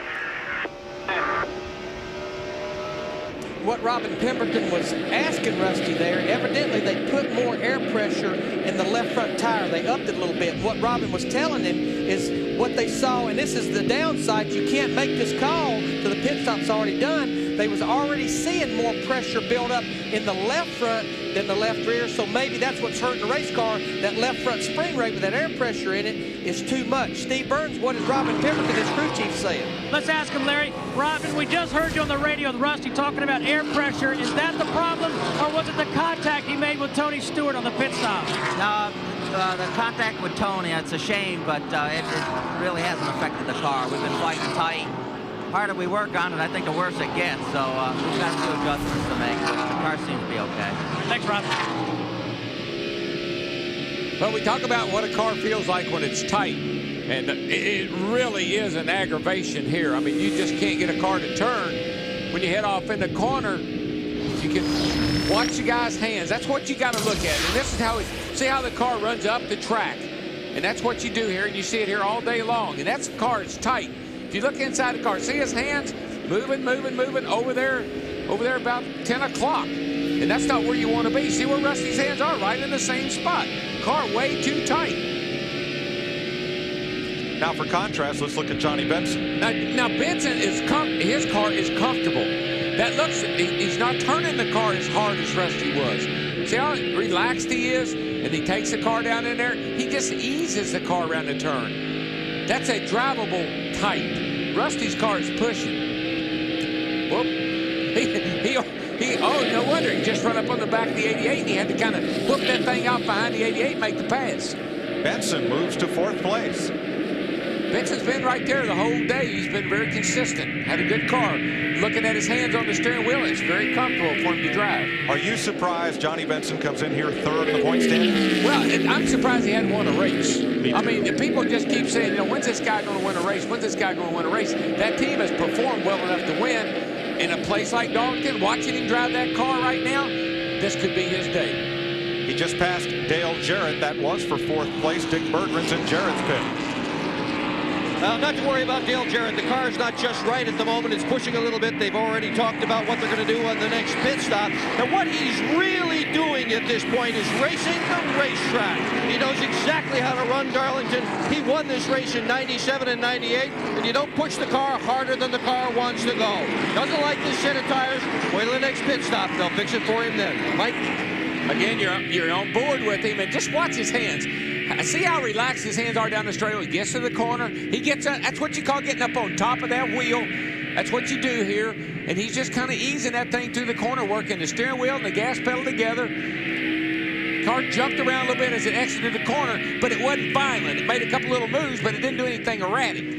Nothing that the driver can't control. And Darrell, one other way that you have to control that push is with that throttle. You have to slow it down just a little bit. One thing I noticed, we've got the brake here. You really use a little bit of brake in the corner. And that's one thing a lot of drivers are guilty of here, is using too much brake getting in the corner, but controlling that push with that throttle as well.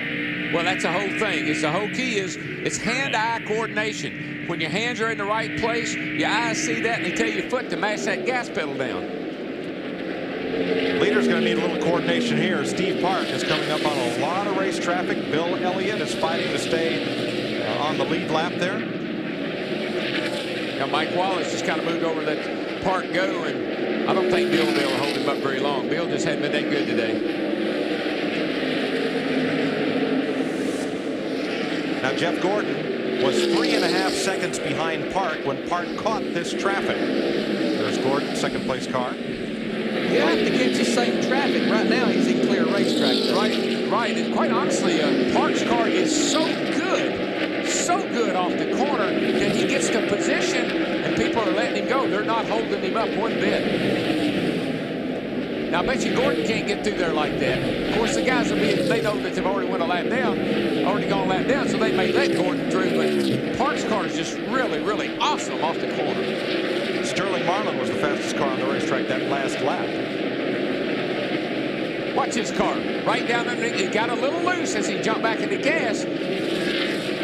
But it accelerates so well from right there on.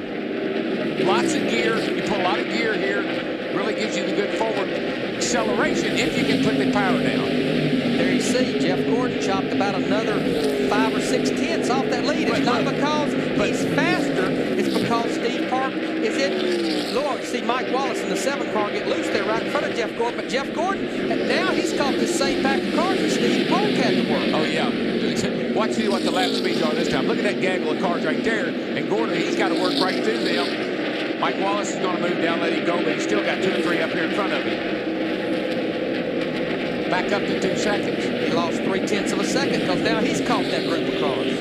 The 2 fellas that are coming are Johnny Benson and Jimmy Spencer. Spencer's been one of the quickest cars here, and Jeremy Mayfield is the fastest on that lap. And they'll be able to catch up to Gordon, but Park's already cleared the heavy traffic. He's back in clear sailing now, so they may be able to catch up with Gordon, but they'll never catch Park.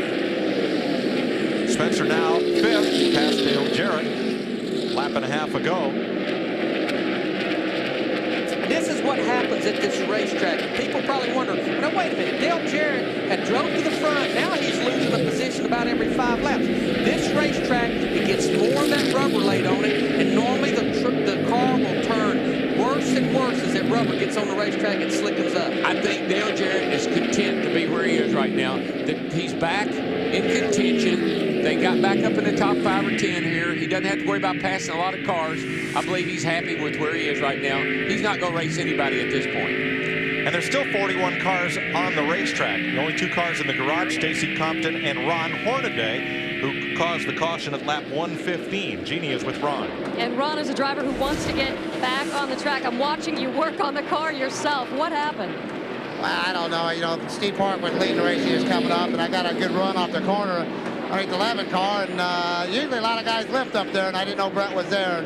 And when you go into turn 3 there, you get kind of crowded. I must have crowded him or something, but we should have been back there in the first place. Just had some bad pit stops, put us back there in that position. So car wasn't bad. It just a matter of run long trying to figure the tires out. It's a real tough place to pass until the tires get wore out, and we were just biding our time. We just didn't wait long enough.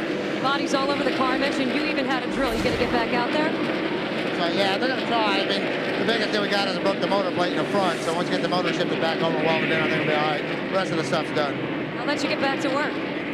Hornaday built race cars at his Palmdale, California shop before coming to race on the NASCAR Truck Series and then moving up to Winston Cup in the Busch Series.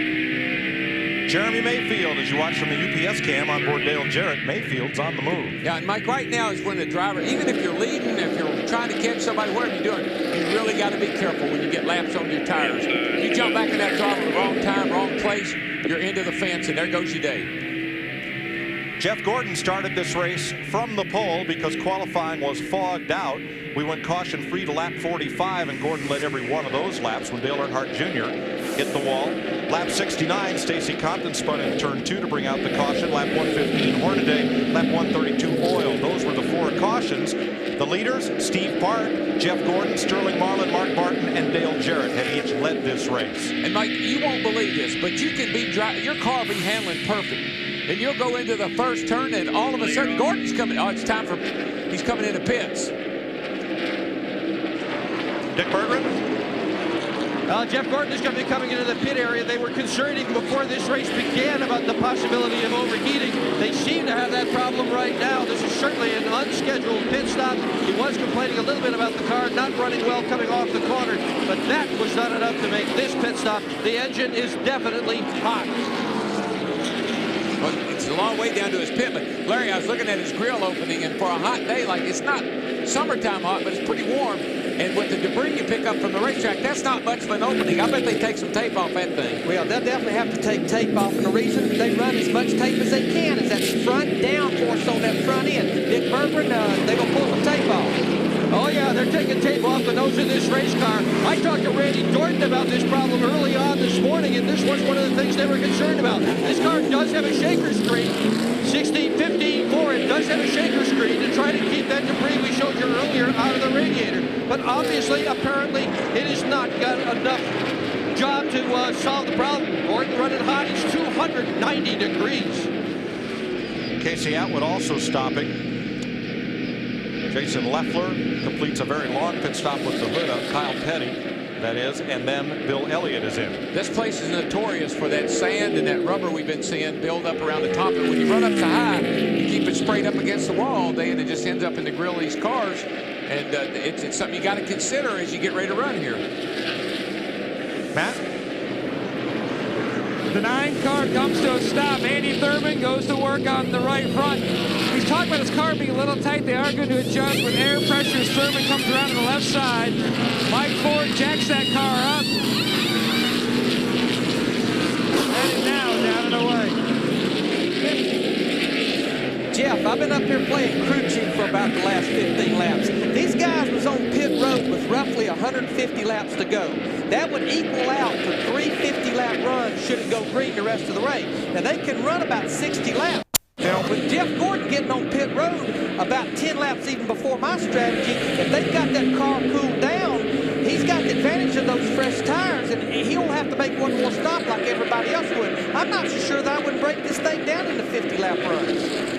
You're scaring me, partner, because I've been here with my pencil. I've been doing the same thing. I was thinking, well, if they go 70 and 70, that still leaves you 23 laps. So you know, I'm sitting there thinking, man, you don't want to run 80 laps here at Darlington. So what these guys are doing right now may be a little bit early, but I think it's a good move on everybody's part. Split it up 3 times. But now Kevin Harvick, the 29 cars on pit road, and what happened? Jeff Gordon has set the precedence. Everybody else can't be far behind him, Dick Bergman. Here comes Kevin Harvick into his pit stall. They're calling him in. Danny Myers, the gas man, waving at him, telling him where to go. Myers now, the engine stalled momentarily, but Harvick has got it restarted again. Up front, Jerry Haley carrying the front tires from Mike Kluka. He's the front tire changer. Mike Moore is the big jack man carrying it around. Chocolate Myers, the world-famous gas man, been with this team since '83.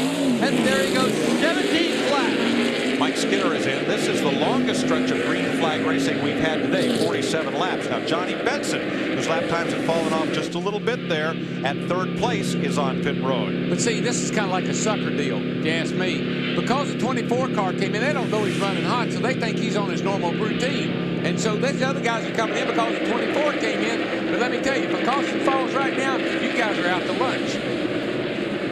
I don't disagree with you there, Darrell, but if it doesn't, you can't sit out there too long and take a chance. If you've got a car that's not leading the race like the 1 car is, if you sit there very long, losing time to these guys, when it all shakes out, you're going to be behind them. Well, Gordon is back on track with fresh tires, and he's running about 0.4 of a second quicker than the race leader. Now, Steve Park may have scrubbed the wall.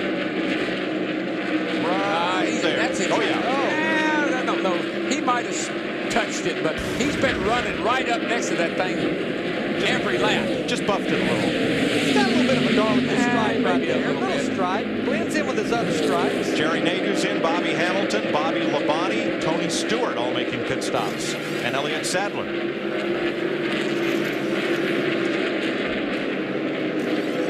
Tony Stewart, of course, had that trouble on pit road a while ago, had to come back in. He's in for his pit stop as well.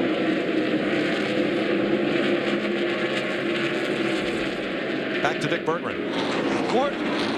Jeff Gordon's problems continue. He has radioed his crew and told them that the water temperature will not go down. He is still overheating. Meanwhile, Dale Jarrett has talked on his radio with his crew, and they are going to pit together with Steve Park. Whenever Park comes in, Jarrett's coming in too. Mike? Kenny Schrader, Terry Labonte, Joe Nemechek, Mike Wallace, John Andretti, Buckshot Jones are all on pit road as green flag stops continue. Sterling Marlin running second, and he continues to close on Park. There's Jeff Gordon right behind Casey Atwood.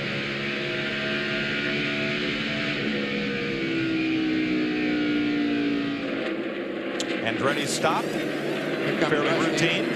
Rusty's coming down. Mayfield's also in, and so is Ward Burton. Jeannie? Well, guys, how do you go from 37th to 4th? That's what Jeremy Mayfield is proving here today. No excuses, no regrets, just get it done is what they've written on the board here in their pit stop. Just 4 tires is what he's going to take, and some gas. They're very pleased with the car. They've been pleased with the pit stops all day as well. Steve. Rusty Wallace is in. They're going to raise the track bar. Billy Wilburn on the front tires. Robbie Fuller on the rear. Ron Jones is the jack man. Doug Ingold is the gas man. Left side tires coming off. Again, they did make a chassis adjustment. They raised the track bar. Left side tires are on for Rusty Wallace. Jeff Burton is in, and Robbie Gordon almost missed the entrance to pit road. He did get in safely, so did Matt Kenseth. Burton down and away. Green flag stops at lap 196, just about 100 laps to run, and here comes Dale Jarrett onto pit road, and Jeff Gordon coming back into the pits right behind him.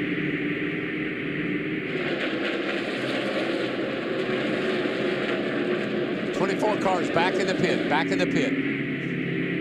Jeff Gordon is going to have to repit again. They are continuing to have overheating problems. The water temperature right now, 250 degrees. That's marginal. They're going to pull it back in again. Meanwhile, Dale Jarrett is also going to come into the pits. They've all been watching these guys that have fresh tires, and fresh tires are worth about 1.5 seconds a lap.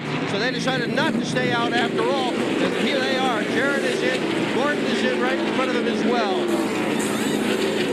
Ricky Rudd made his pot. And cars that are on fresh tires have been flying past Steve Park. The front four have not pitted. Park, Marlin, Spencer, and Craven have not stopped. The only thing that's going to help these guys if they get a caution, Dick Berger, they got the hood up on the 24 car right now. Yeah, they've got the hood up on this car. They're trying to force additional water into the radiator.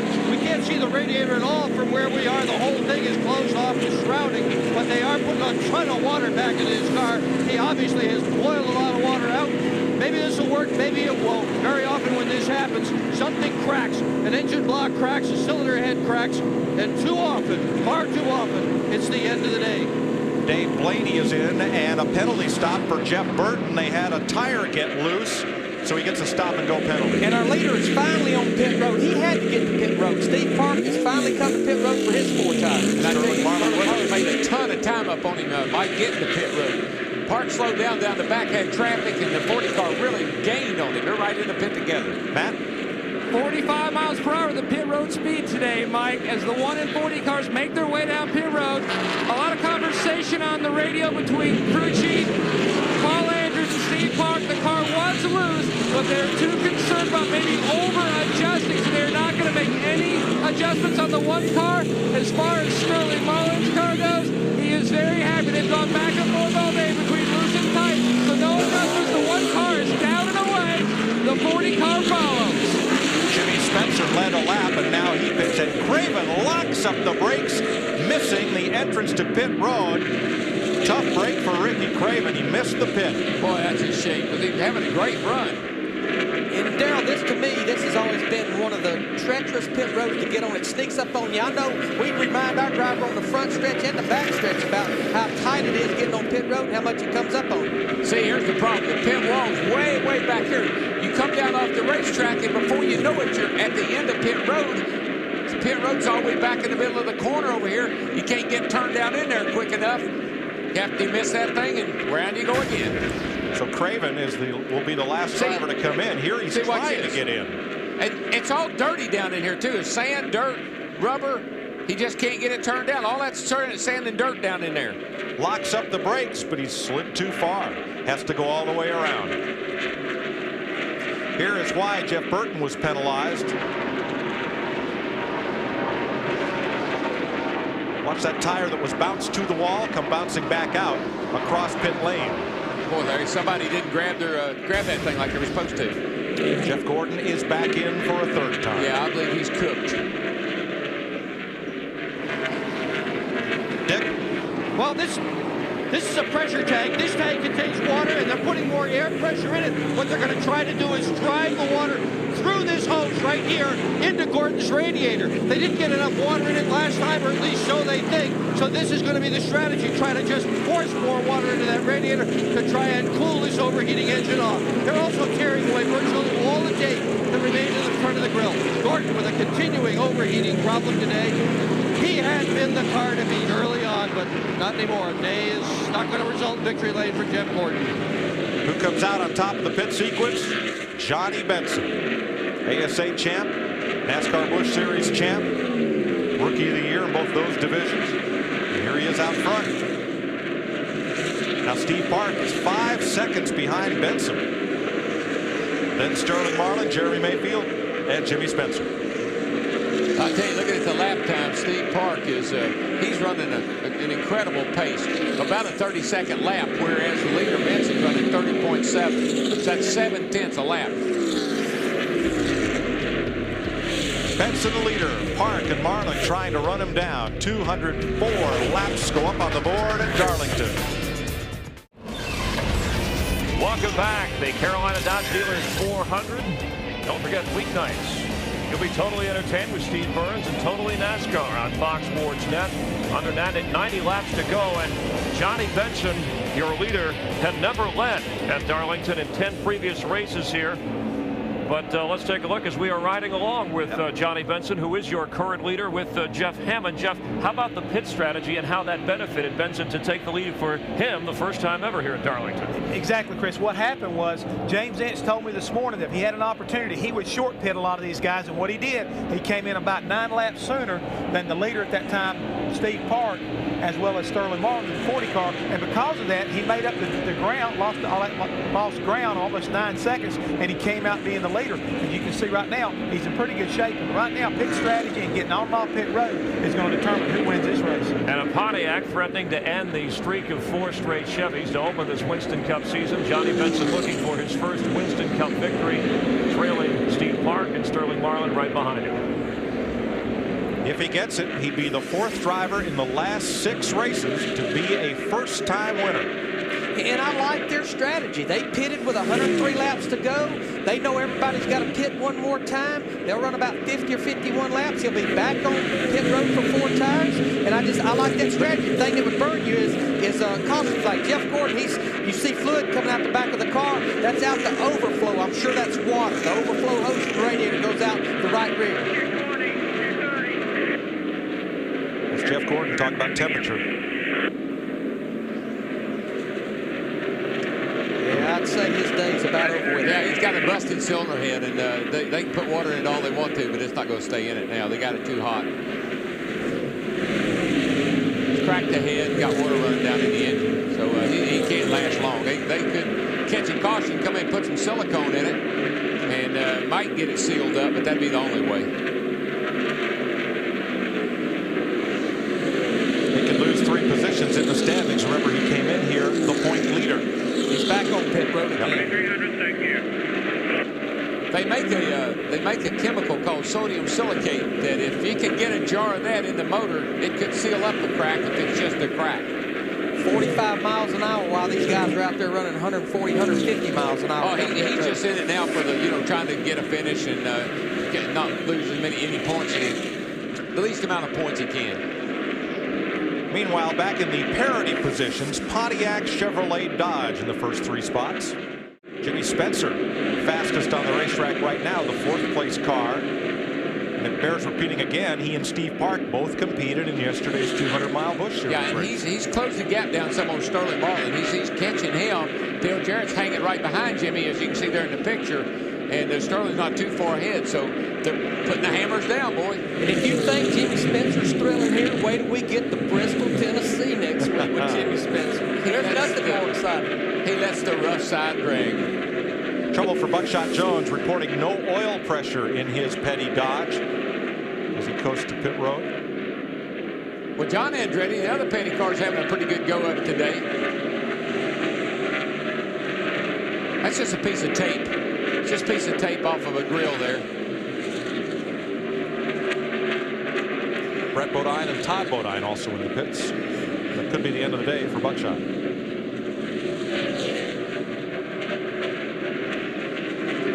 Johnny Benson in the MBV Racing Pontiac. Out front here by 3.3 seconds over Steve Park as you ride with his Valvoline onboard cam past Kyle Petty. Gives him a thank you wave. Tries to hold on to and pad that advantage. We'll be back to Darlington on Fox after this. Caution is on the speedway. 24 blew up going into 3. I believe that's what happened. Leaders coming back to the line, and it looks like Tony Stewart may get his lap back as Benson eases off the throttle. It happens. He did get it back. The caution is actually for Buckshot Jones. I think in the 44 car blew up. His oil pump belt had come off. That's the reason he had no oil pressure, external oil pump. They replaced the oil pump belt, sent him back out there. Problem is, they'd already done the damage to the motor. It didn't even make a lap around the racetrack. Big stream of oil coming out from underneath his car. 5th caution of the day as repairs continue to Jeff Gordon's car. Dick?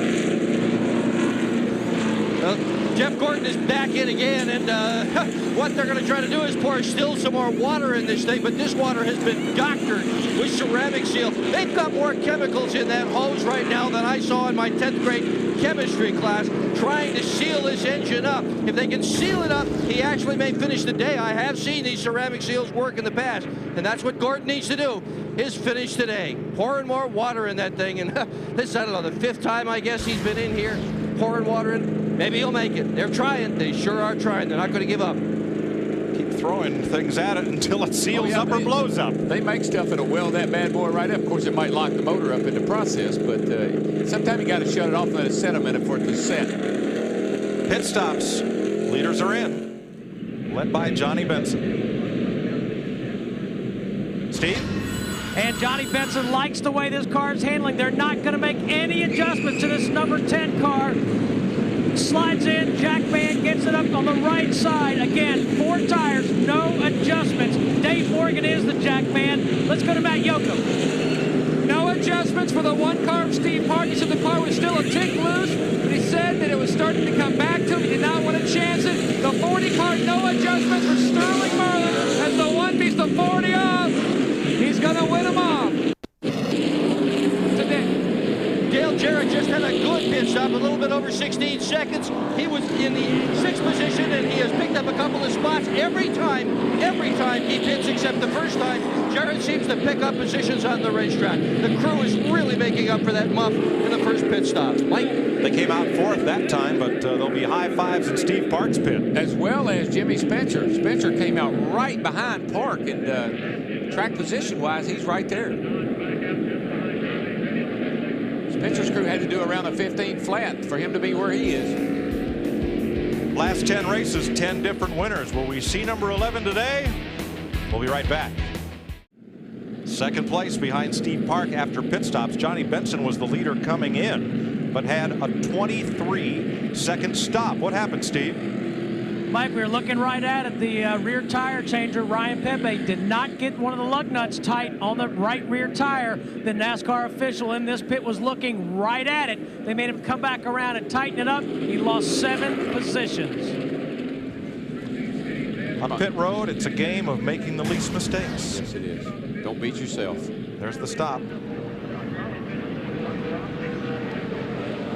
It was on the right rear. See the NASCAR official there. He's pointing to it right there. He never got it. He never got it on. He just stuck it up there and didn't get it on. And he knows he's got to come back out, we guess. He corrected the problem in his pit box. No penalty. So here's what happened on pit road. Benson came in first, went out 8th, and that moved Steve Park up. Jimmy Spencer got a great stop from his crew, moved up to 2nd. And Benson was the one who was the big loser on that pit exchange.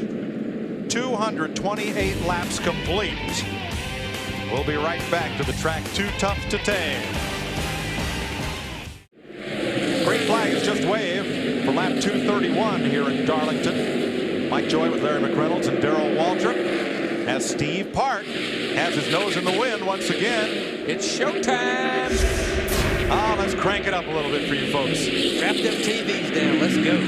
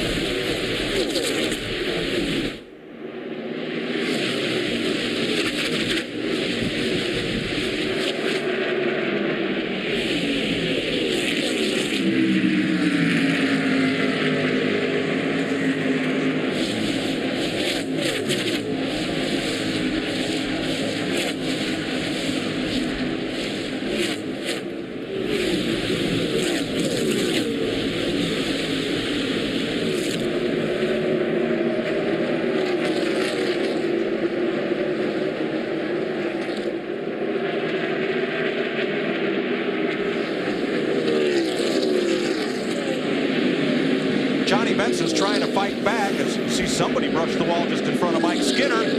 Benson was alongside Skinner but could not complete the pass. That was Ricky Craven in the 32 car right there, the orange car they're coming up on right there. He's the one that brushed the wall right in front of these guys. There you see Benson pulling beneath him there, Dave Blaney in the 93 car as well. Those Ward Burton in the 22. Yeah, he did some damage to the 32 car when he got up in the fence down here. He's having to let everybody go by. But Benson's pit crew put him in a hole he may not be able to climb out of in the laps remaining. No, it'd be pretty difficult to. He's got some mighty good cars ahead of him and not a lot of time to work them over. Darryl, I like where Steve Park's at right now. I'm sure he does too. We got to restart with 63 laps to go. Everybody can go the distance on fuel. Now, caution would wipe all that out, but Steve Park has been so good on those long green runs. He has. His car slows down the least of anybody's. Jarrett and Spencer. Well, I've thought all along that DJ could just be kind of riding along there. He's been the top 5 or 6. He hadn't really shown his hand. Didn't get that good bite off the bottom of the corner like Steve That cost him a race last week when he couldn't get by Nadu and get in clean air. That cost him a race last week. Got to make the pass. One more shot on Spencer there underneath him. He completes the pass. Matt. The concern now is not about that great race car, Mike. It's about fuel. They needed about 1 to maybe 2 more laps of caution to go the distance. I asked Kevin Mannion right after that stop. I said, "You look a little concerned. What's the matter?" He goes, "Have you ever run out of gas going down the interstate? We're very, very close." To Steve. Matt, Jimmy Spencer's problem is the cars in front of him are making him push. He needs to have some clean air in front of him. When those cars are right in front of him, he cannot make that car turn. Let's go to Dick Berggren. Just before the green flag came out, Dale Jarrett asked his crew chief, Todd Parrott, how are we on gas? Parrott said, you're good to go. They think they can make it all the way. We'll see.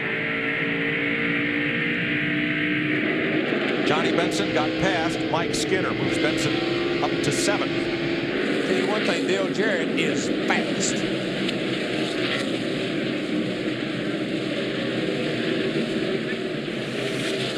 Right now, he's about a 1/2 of a second faster than the leader, Steve Park. And Park's out front with no traffic, and Jarrett's had to get by a couple of cars. So I look for him to chase him down. Larry, it looks to me like he's got that thing in the wind. And joined us late, Jeff Gordon led 72 laps after starting from the pole, including the first 45. Gordon has just gone to the garage area. Overheating has put the point leader out of today's race. Steve Park fastest on this lap, Dale Jarrett and John Andretti. Well, we know that Steve Park can hold him off. We saw him do it at Rockingham. And guess what, folks? He's going to have to do it again today if he's going to win this race. He's going to have to hold off a couple of them. Dale Jarrett for sure. These 2 cars right there, Mark Martin in the 6, Jeff Burton in the 99, both a lap down right now, running in the 3rd and 4th position on the racetrack, right behind Dale Jarrett. Look at that. He's a mile an hour faster than Steve Park. DJ is the fastest race car in that 88 car. John Andretti's 2nd fastest again. Great run for Andretti today. He's up to 6th place. And he has quietly worked his way into 6th place and just lingering behind 5th and 4th. 53 to go. 53 to go, they're telling Dale Jarrett. Be smooth. Take care of them Eagles. For more on John Andretti's great run today, here's Jeannie. Well, guys, John Andretti came into his last pit stop pleading with his crew chief, Greg Stedman, don't tighten me up too much. What they did was take a ½ pound out of both rear tires, and leaving the stop, guys, he did 2 things. One, he asked about Jeff Gordon and his status, and we're about to find that out right now. And he also said, look, I can beat some of these guys, but I can't beat all of them. Soften them rear springs by letting that air pressure. Those rear wheels, they'll get a bite into the racetrack now. It's just like taking rear spring out, taking air pressure out of the rear tires. Well, that 12 car is right there too, guys. I mean, he's in 5th place. Right on the back bumper of Sterling Marlin. He's got a pretty fast old hot rod too. How many Fords are in the top 5 here, Larry? All of a sudden, they're up there, all of them. We got 3 out of the top 5. Jarrett, Spencer, and Jeremy Mayfield. Well, imagine that.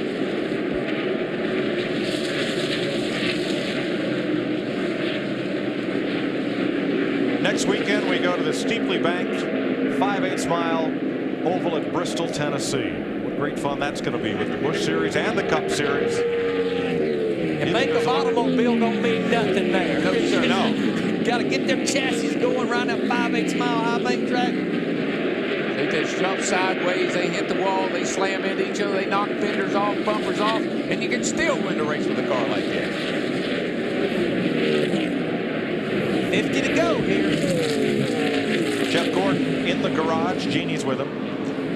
72 laps out here have Jeff Gordon's name all over them, and now we're standing in the garage area. Take us through what happened. Well, you know, just unfortunate. I don't know. I just looked up and the water temp was, you know, about 250, and you know, it probably blew a head gasket or something. I don't know what caused that right now. We got to find out, but could be a hole in the radiator. I'm not really sure, but couldn't keep water in it. And couldn't keep the temperature down, and finally, you know, the engine gave up on us. But DuPont Chevrolet team was running good. We didn't have anything for Park. He's real strong out there, but would have been nice to come home with a top 5. You've had such success here at the back. Oh yeah, you know, we've had these types of problems here before too. You know, this is one of those places that can do that to you. And it's been a crazy year for everybody, you know, up and down. And so we've had some real good luck the last 3 weeks, and we'll go get them next week. Thank you. All right, thank you. Bobby Labonte surrendered 10th place to Rusty Wallace. About 4 laps to go. Now he's trying to hold off this man, Ricky Rudd. I never forget when we were running here, Jeff kept asking me about what's your gauges look like? What's your gauge? I said, will you leave me alone? My gauges look fine. He kept asking me because I said, why do you keep asking me? He said, because you got water running out of the back of the car. Uh-oh. I said, oh my gosh, my gauge is 250 degrees. I knew you drivers never looked at those gauges. I never even had looked at it, you know. It wouldn't bother me. Ricky Rudd there in his 700th career start. And Steve Park trying to be the first repeat winner in the last 11 Winston Cup races. He has a second on Dale Jarrett and 2 seconds on Jimmy Spencer. Sterling Marlin 3.6 seconds off the lead. Then Mayfield, Andretti, and Benson. Jeff? Mike, one of the things I've been tracking today is Steve Park's pit crew. We keep talking about track position, and today I've kind of kept up with the top 5 guys coming off pit road. And Steve Park's guys, except for the first stop, have got him off either first or second all day long and kept that #1 car up there in front. Well, just take it from somebody that knows that makes your job a whole lot easier. When you're out front, you don't have to pass anybody.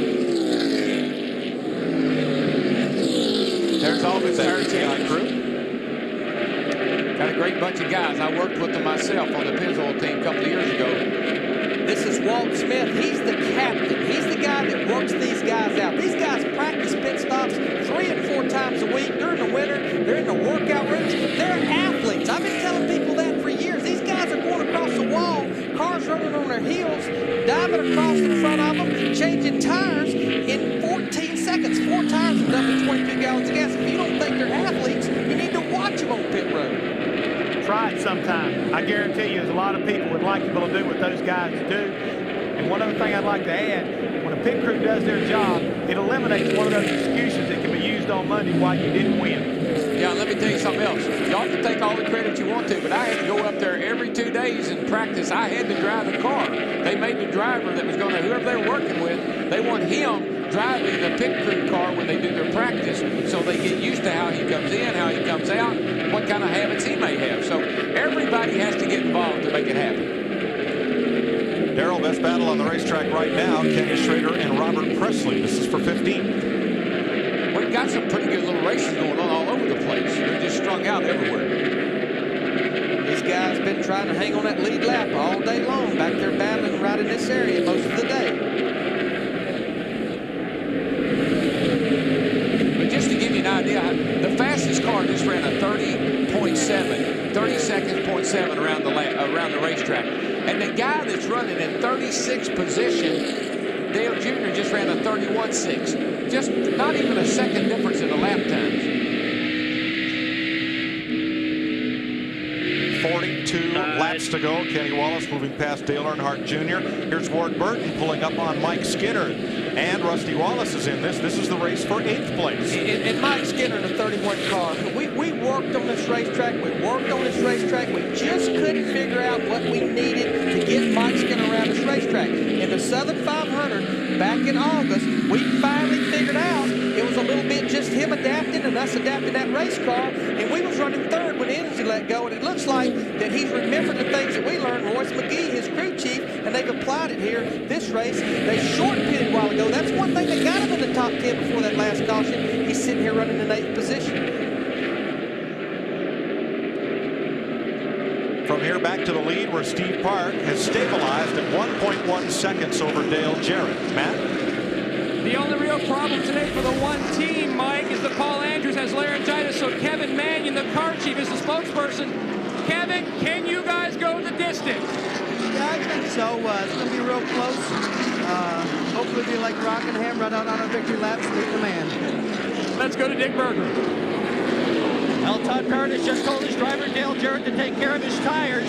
Can you guys pass, or do you need a caution to win this race? It just depends on what the guys are saving right now. The one car's been strong all day long, and we've had a good car. We had a little problem early in the race, but we stayed out of trouble. Good pit stops and a good car got us back up front. We'll just have to see what happens. Are you saving anything? I'm not saving nothing. I hope he's been saving a little bit, but me myself, I haven't saved anything all weekend long. Okay, good luck, Steve. Dick, down here in the 26 pits, talk to some of the guys on the crew, Wayne, Jakes. They say they think they're okay. They can make it the rest of the way with the fuel they have in that number 26 car of Jimmy Spencer. So a few questions on fuel mileage. As Steve Park leads Dale Jarrett now by 1.3 seconds. Here's Mayfield in 5th place. Good run for him today, and desperately needed. Like to see him bring that thing home in the top 5. It'd be good for that team and for him, for Jarrett. Sterling Martin in the 40 car there, running in 4th position right now. Been out hanging out in the top 5 most of the day. Well, right now is when you got to be at your best. Right now is when conditioning, concentration, all those things that you've worked so hard on. And every driver that's running up front right now is the drivers that talked about racing the racetrack. Jeff Burton has gone a lap down. He was running on the lead lap and was a top 10 contender, but they had a loose tire on pit road. A tire get away from the pit box, roll across pit road, and he's going a lap down. Jimmy Spencer, the 3rd place car, 1994 at Talladega, his last win. And his best Darlington result, 11th in 22 starts. So this could be the best Darlington day for Spencer. Ricky Rudd gets past Bobby Labonte, and that's an exchange of 11th place. How Bobby got in front of Ricky earlier was Bobby ran up on some traffic. Ricky got by him. Ricky's 700th start. Only 4 drivers have more. Richard Petty, Dave Marcus, Darrell Waltrip, and Bobby Allison. Bobby Hamilton in the 55 car had run strong in the beginning of the race, really faded about the middle part of the race, and they don't work their way back up to behind Bobby Labonte in 13th position.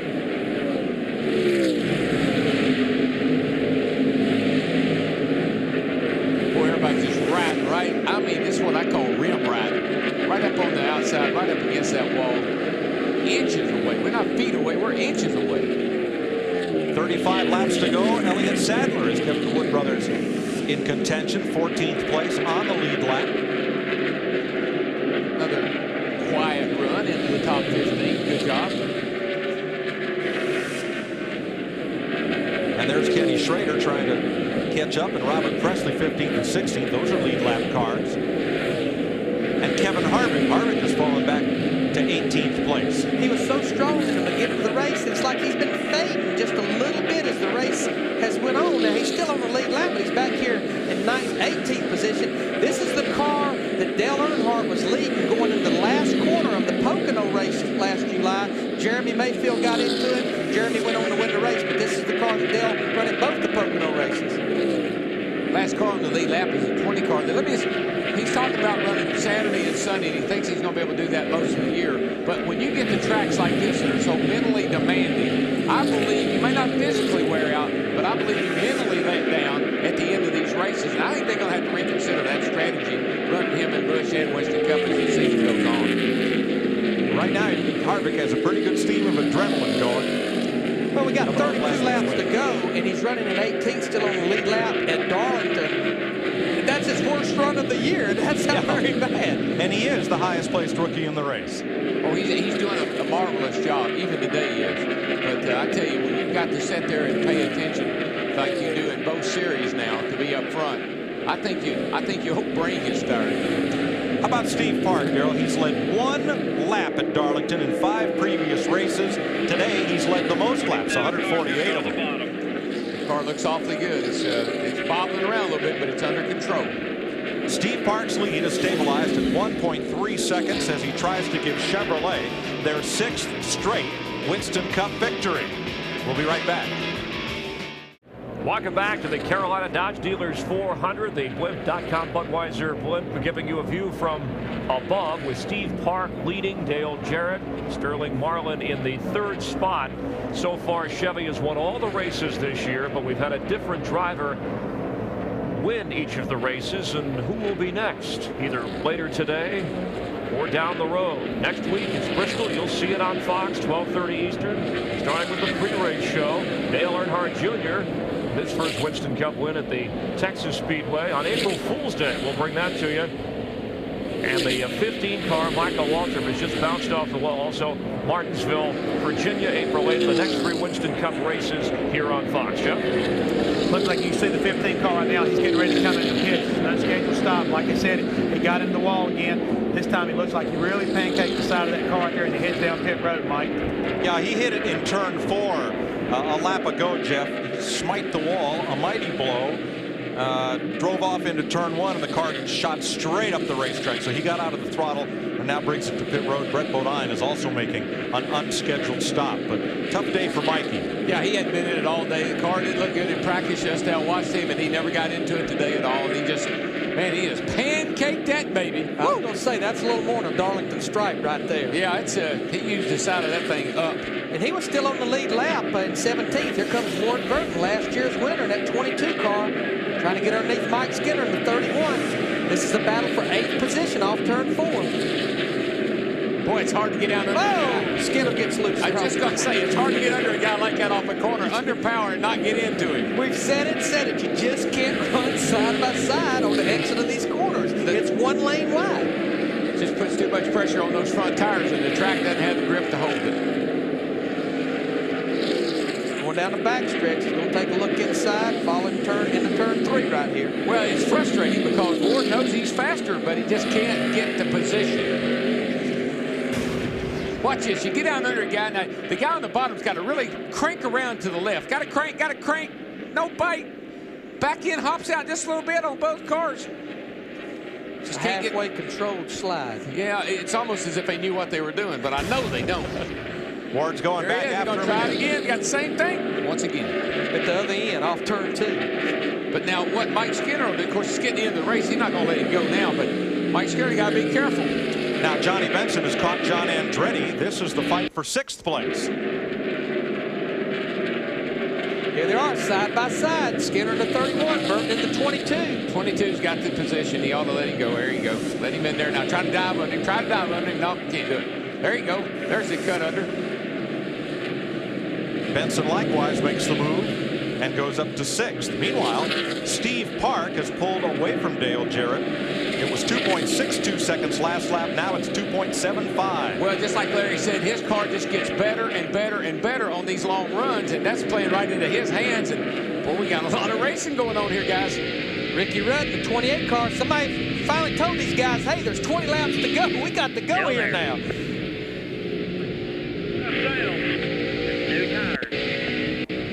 Tire going down? Sound like it. Might get back in your rhythm now. I believe that 66 came in, got fresh tires, and just put him up the hill. That's exactly what the spotter told the 28 car. Said he's got fresh tires. Get back to your rhythm. This is a rhythm racetrack. Hit your marks. Here he comes. Now he's going to work on Skinner. You see how far Ward Burton got away from Skinner once he got around him?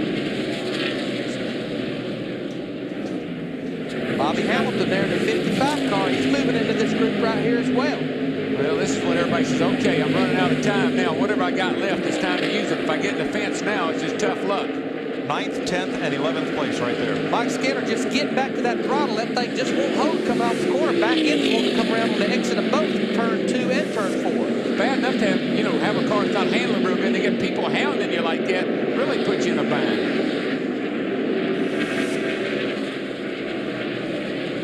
$18 laps to go. Let's show you the interval from Steve Park.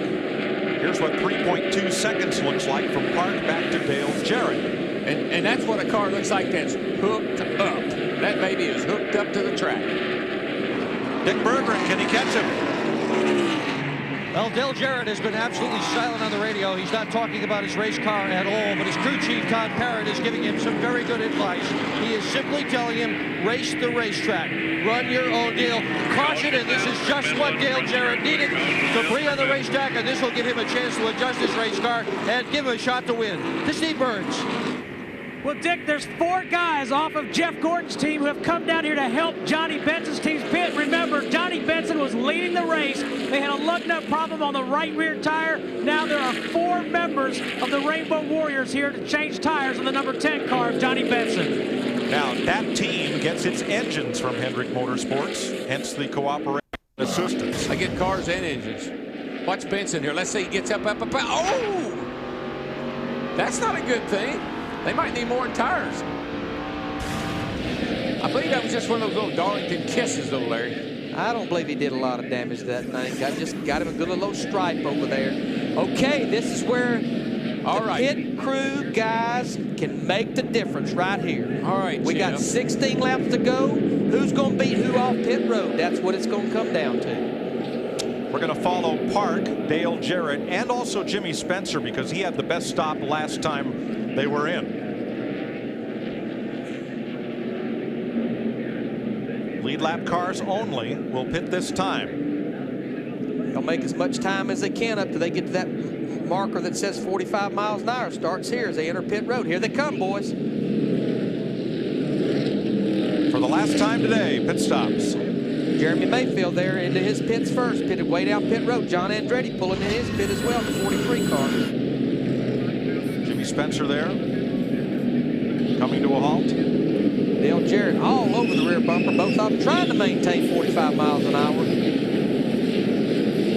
Matt with Steve Park. They are going to make an air pressure adjustment on the left rear of the 1 car, Steve Park. They were questioning whether to do it, but they couldn't take the chance. The car starts out a little bit tight, but then starts to go loose to Dick. Dale Jarrett, a half a pound of air pressure as well in his tire. And Jarrett first out of the pits. He won the race out of the pit road. Steve.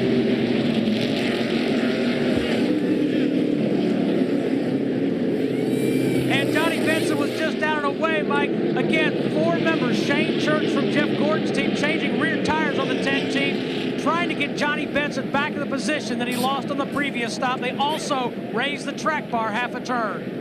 Dale Jarrett won the race off pit road, Steve Park, then Sterling Marlin, then Jeremy Mayfield, who had a great stop, then Jimmy Spencer, John Andretti, Johnny Benson, and Ricky Rudd. Jarrett had a big advantage that time because Gordon's not in his spot anymore, so now he's just shooting straight out of the pit, and that's how he beat him out. And when I look at those guys that pit Dale Jarrett's 88 car, they are the ex-Rainbow Warriors. Todd Parrott, Robert Yates hired these guys from the 24 car at the beginning of the 2000 season. Basically, all these guys was the pit crew for Jeff Gordon for so many years. Let's go down to John Andretti's pit and Jeannie. Guys, it seemed like a routine pit stop. He was getting 1 can of gas and 4 tires. That's about it. But on his way out, the 12 car almost hit him. So the 43 crew, John Andretti, was screaming. He was speeding. He's speeding. And they're griping to officials as we speak. Dick? Well, the one guy who is sort of new on this team, who was not with Gordon, is Steve Allen. He's the gas man on Dale Jarrett's car, and they pulled an interesting stunt here. Rather than fill the tank up, they just put part of 1 can in. So he doesn't have a full load of fuel, but hey, who needs it? This race is almost over. No, that's very smart. I mean, that's what you want to do. You don't want to sit there and pack it full of fuel. You only got about 15 laps to go here, 10. No, because that fuel and that fuel cell, Jeff Hammond, that gets that old spoiler down, puts that weight back there. And right here at Darlington downforce, you want that spoiler up in there as much as you can. You need all the forward bites you can get, especially this time of the day. Racetrack slick, very greasy. You're looking for some grip, and the best way to get it is get that rear spoiler up, and that's a good smart move on Todd Parrott's part. And also, Jeff, the gas man, he's kind of in the way of the tire changer. Let him get out of the way. Let that tire changer have a free run to that left rear tire. Everybody practices letting the gas man step back out of his way. So if you don't have to step back in there, he's clear. It does help those pit stops. At least 1 more lap of caution. Let's listen in to the aftermath of Dale Jarrett's pit stop.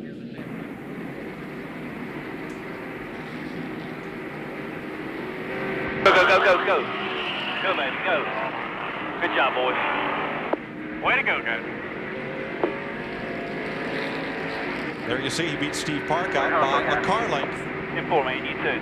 And in one lap, we'll try to finish this off with 12 laps left to race. Matt? Lee McCall and Tony Glover discussed before Sterling Marlin pitted in the 40 car what to do. They increased the tire pressure 2 pounds on all 4 tires because they don't have a lot of time to build up the pressures with this short run. So they added 2 pounds to all 4 for the run to the finish.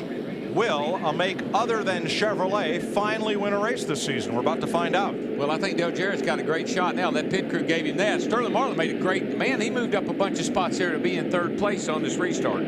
Ward Burton, the big loser, came in 8th, came out 13th. And unfortunately, since we're not within 10 laps to go, it is going to be a double file restart. So Steve Park, not only he got to get by Dale Jarrett, he's got to fight Jeff Burton, Matt Kenseth, the 99 and the 17 as well. And we are going to have a 12-lap shootout. Yeah, and guess what? That 99 car, that's a Ford car. You think he won't make it a little hard for that Chevrolet car to get in there? You think? I would. Let's find out. Green flag. 12 to go.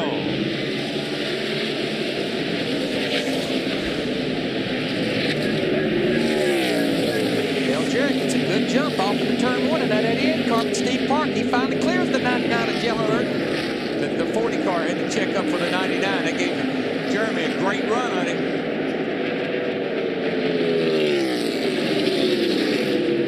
Jeff Burton. Oh, trouble down the back. Trouble big. Hard in the wall is Mike Skinner.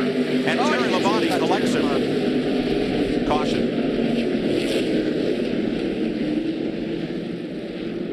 Mike Skinner took a wild ride. Oh, he's on fire. Remember, he's got a full load of fuel. They just had that pit stop. Come on, Mike. Get out of there, buddy. I can't see it. Don't fire fast. I can't see it moving.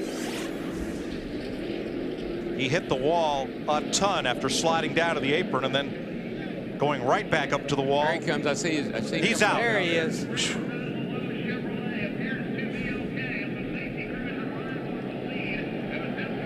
There may have been contact between Rusty Wallace and Skinner going into the corner. If we just keep a camera on Skinner, we might be able to find out who hit him or if he hit somebody. Best news is that he's okay and wearing the hands device, the head and neck support, that yoke around his shoulders that connects to the helmet. That was one of the big fears. Could you get out with your car on fire? And he did get out of that race car. Took a pretty wild ride down that back, I tell you.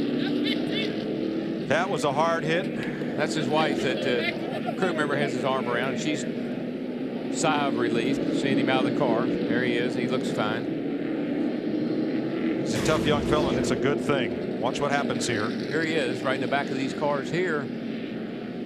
Same thing that happened earlier. Yeah. Right there on that blind spot. You know, these guys have got that headrest on the right side, and you just can't see in hard into the outside wall. Man, Kenny Schrader just barely squeezed through, and poor old Terry Labonte had nowhere to go. Trunk lid debris everywhere. The rest of the drivers thread their way by.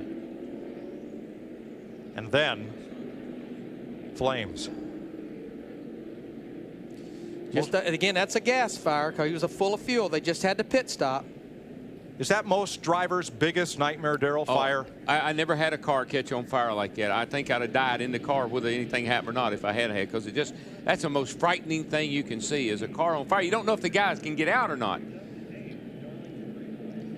You know, we've seen this happen twice, Darrell, right here. It's so hard to enter that corner there getting low. And Rusty, just like earlier, Brett Bodine or Ron Hornaday trying to get up the racetrack to get in that entrance. Well, you have an expectation. Rusty has an expectation that that car on the outside will give him room because you can't make the corner that way. And the race is being stopped. They're going to red flag this race with 10 laps to go. So hopefully we can have a green flag finish. Cars are being stopped on the back straightaway. When the car's up on the outside like that, like Skinner was, I mean, you can't enter turn 3 that high. And so you don't expect anybody to be there. And you need that little bit of room to get the angle down into the turn. So you just squeeze over ever so slightly. Let's watch on board Rusty Wallace from the Miller Lite cam.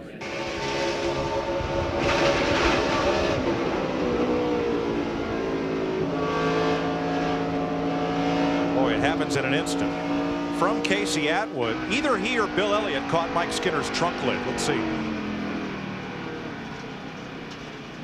There you see the trunk lid bouncing around right there. Looks like he may have clipped it with the right front. It was Elliott's nose, though, that threw it up in the air. And the best news of all is that Mike Skinner was able to climb from this car, apparently uninjured. These cars are so well prepared inside with padding and fireproof materials that keeps all the fire contained underneath the car. That's why you see it go around the car, under the car, but very seldom. The firewalls are all sealed up real nice. Very seldom do you see fire get inside with the driver. We actually put people inside, put a car cover on the thing, and put people underneath the car and inside the car with a flashlight to find all the cracks and crevices. We seal that up with fireproof materials for situations just like this. So fluid spilled on the racetrack. Here's another look at it. And Skinner's closing fast. I mean, he comes down that outside fast. Continue over in turns 3 and 4. Let's get a quick update over there from Dave Moody. Mike Skinner and Terry Labonte have both been removed from the scene. There's nowhere for Terry Labonte in that 5 car to go. Innocent victim. Fortunately, both drivers okay. We're under the red flag at Darlington, waiting to finish off the Carolina Dodge Dealers 400 on Fox. We'll be right back. Welcome back. We're live at Darlington, South Carolina. The Carolina Dodge Dealers 400. 10 laps to go under a red flag. After the fire, Mike Skinner walked away from his car okay, wearing the Hans device, and you see the cars waiting to go. So they will, when they restart, Jeff Hammond, it'll be a single file restart. Now, who does that benefit the most? Well, obviously right now it's going to be the man out front, Dale Jarrett, because now he doesn't have to worry about lap down cars getting on the inside of him and possibly creating an issue. The other thing is, it may give Steve Park a little bit of an advantage if he has anything left for Dale Jarrett, because he doesn't have to contend with those lap cars. He can focus in on the leader. And obviously the red flag stopping action here because there was fuel on the track that needed to be cleaned up. Yeah, they really needed to do that, because having that much fuel dumped on the racetrack, firemen out there trying to clean it up, somebody comes along, could create a spark, and there again, we may have another issue of a fire, and that would be bad news for the safety guys. Each week, Dale Jarrett from Daytona has gotten closer and closer to winning a race. Chevys have won all the races. We saw the earlier pit stop miscue with the lug nut problem, but each time back out, Jeff, they made up the 10 spots, then 5 spots, right. And then the last pit stop, you talk about pit stops and patience, that put them out in front, and that'll keep them there if they keep that up. You saw a perfect example of what a professional team with the right people in the right places and the right driver do here today. You having a situation where they had a miscue early on, they didn't panic. Dale Jarrett did a great job working back through the traffic. I mean, this is a tough place to pass, but he did his job, and as the day went on, Todd Parrott and those guys redeemed themselves, picked up positions on pit road, and when it came time to get the job done, they're out front. Now, Larry McReynolds and Darrell Waltrip made the point that this is probably one of the top pit crews, and they hired a number of Jeff Gordon's former pit crew members away. Is that just a money deal? Do you have contracts maneuvering to get the better guys on your pit crew? What you're seeing right now is the reason why Robert did what he did. Robert Yates went after what he considered the best crew along with Todd Parrott, and they went and got them for one reason only, to win races. And if they win this race today, it's because of what they did. All right, and the pressure on the pit crew and the drivers with 10 laps remaining, and Dale Jarrett the leader. Mike Joy? Red flag is out, getting set to go back and start racing again for 10 laps. We saw Mike Skinner's car come in on the hook. And you remember the AMC Gremlin, Darrell? Yeah. Little compact car. Yeah. That's about the shape of what's left of Mike Skinner's car right there. No tail to it past the rear axle. Not a lot of nose. No, it just tells you that car was going wide open down the straightaway here, and that's about 170 miles an hour, as we saw earlier on some of our graphics. He's full throttle, loses control, the thing backs into the fence. There's no way we can do justice as to how hard that thing hit the wall. There's nothing at Lowe's that'll fix that. Nothing at all. Actually, I thought it was a Chevette, but you say it was a Gremlin. Close enough.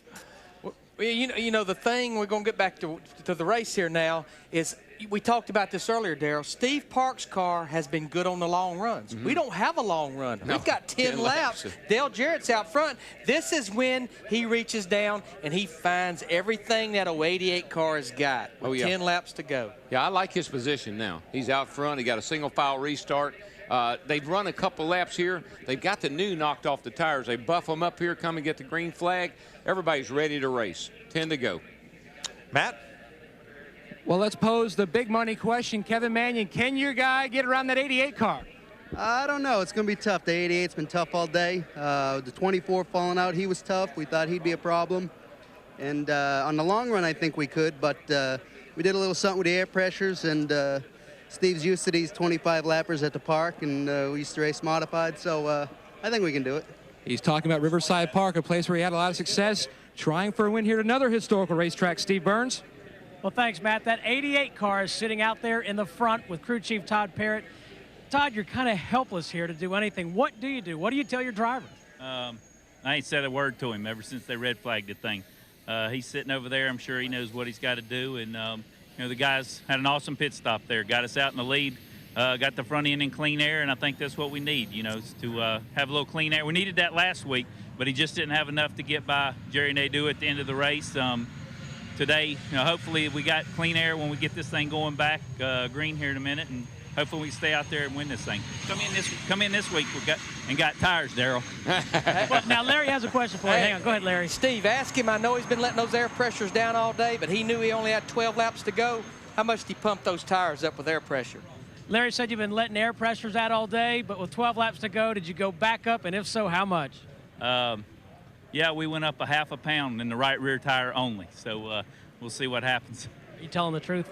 Yeah, I had no reason to lie. It's too late now. It don't matter. Larry said it's too late now. Let's go to Dick Bergeron. Peter Suspenso's driver, Jeremy Mayfield, started this race in 37th spot. He is now in 4th, and the question is, how much more have you got left in that car? Well, hopefully we got enough to get about 3 more spots, but we'll have to see when we get restarted, get a good restart, and just may the best man win. Okay, let's go to Matt Yoakum. Well, let's pose that question to Sterling Marlin's crew chief Lee McCall. You pressured that car for a sprint to the finish. Will it be enough? Yeah, we'll just wait and see. Hopefully those 2 cars in front of us get to battling, and we can stick our nose right in between them there. But, you know, we've had a good car all day, and I'd like to thank all the guys. Had great pit stops today, and thank all the guys back at the shop. And, you know, all in all, it's been a good day. But I'd like to say hello to a couple people, my wife and kids back home watching, and Christy Glover. I know she's not feeling well today, so hopefully she'll get feeling better. Well, right now they are currently 3rd. There are 17 cars left on the lead lap. Before we go back to green, there's going to have to be a lap or 2 of caution to get the field sorted out and lined up. So, who stops? Who pits? Oh, I don't think anybody pits. You know, maybe some of the cars. Yeah, maybe some of the cars at the tail end of the lead lap. I you. If there's 17 cars on the lead lap and I'm 14th through 17th, I want me 4 more fresh tires. Jeff Hammond, help me out with your I wouldn't be surprised if 10th on back comes in. Jeff? Hey, I got news for you right now. I agree with you right now, Larry. This is one time I definitely agree with you, Daryl. Work your hands, not your mouth, buddy. Let's go. Come on. What we're going to do. Stole my line. I was going to throw it on him. Stay off the butt. Let Jeff and I make the call. That's right. Just let us handle it right here. You're running back here 14th, like Larry said. If you want to get about 4 more positions, come on down here, because that guy at 17th is going to come. I guarantee you. No, he isn't. And you know what, Jeff? If we told him not to pit, he'd say, "No, you got to give me 4 tires. I'm back here in the back anyhow." We've only run 2 laps. You know why? He's the owner too, and he's having to pay the tire bill. That's why he don't want to. We're going to get ready to go back next week at Bristol. They're going back to racing. They're going back to racing. You want a little cheese with that wine? Oh, man. Call me a ambulance, will you? Next week, more of the same at Bristol, Tennessee. Friday Winston Cup qualifying on Fox Sports Net. Wall-to-wall NASCAR on Saturday. The Cheese at 250 on FX, followed by Winston Cup practice.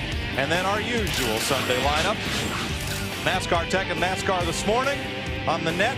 The Winston Cup race coverage begins 12:30 Eastern Time here on Fox. And NASCAR Victory Lane on Fox Sports Net to wrap it all up Sunday night as usual. Today, 1 red flag, 7 caution flags. 36 laps now, 7 leaders, 12 lead changes, and there are still 17 cars in the lead lap, maybe some of which will pit. I'm going to tell him to keep the pits closed. He's banging on the window here. Hey, don't open the pits up, whatever you do. 3 different makes in the top 3 spots as Jason Leffler goes to the garage. 17 cars on the lead lap, and I can't see that flagman if pit road is open, but pit road is empty. Yes, it is. Jeff hadn't been right all day. I don't know why he'd be right now. You know, they've been hitting the wall all around the track, and Larry, they've been doing a pretty good job of it, the 2 booths today, too. Yeah, we have. Sterling's running 3rd, Jeff. I don't know. I think he can handle that 88. They'll get 1 to go this time, so it'll be, what, a 7-lap shootout. 7-lap shootout. The thing that you got to be careful of, I guess Sterling might not be in a bad place because Park's going to have to put a lot of pressure on Jarrett right away. He's going to have to jump on him like a grasshopper on a June bug. And like Chris Myers said, since we are within 10 laps, down finger, restart, no lap cars, only lead lap cars to the front of the pack, single file. All right, pit road's open. Let's see if any of these 17 cars elect to come in. Jeff? I still say if I'm running 14th, I come get tires. If I'm leading this thing, no, I'm not going to come get tires. Tony Stewart is. Tony is. All right, see we go. And Elliott Sadler. 2 cars. Those guys right there. 2 cars. May make a difference, but look where they are, Darrell. They're back there at the back. They've got a good reason, nothing to lose and everything to gain. They'll be able to get their 4 tires, go all the way back to the bumper of the next car on the lead lap because lead lap car is only to the front. Now, Ricky Craven is also in, but he is not a lead lap car. Well, you were selling this like everybody in the field was going to come in. Now, oh, well, 2 cars. It's 2 cars. Dale Jarrett is trying to give Ford its first victory of the season. Steve Park trying to keep the Chevy streak intact. And Sterling Marlin is trying to be the first Dodge to win a race here since when? Oh, 1971. Buddy Baker was the last Dodge to win Darlington. Yeah. Well, you got to clean those tires up now. You've got a couple of laps on. Rode around here slow. Don't want to come down here and spin the rear tires. Don't want to come down here and not be ready to go. I'd be that crew chief. I'd tell him, get them things cleaned up. Man, this restart is critical. This be like John Force getting ready to launch off the line right here. Dale Jarrett trying to take over the Winston Cup point lead.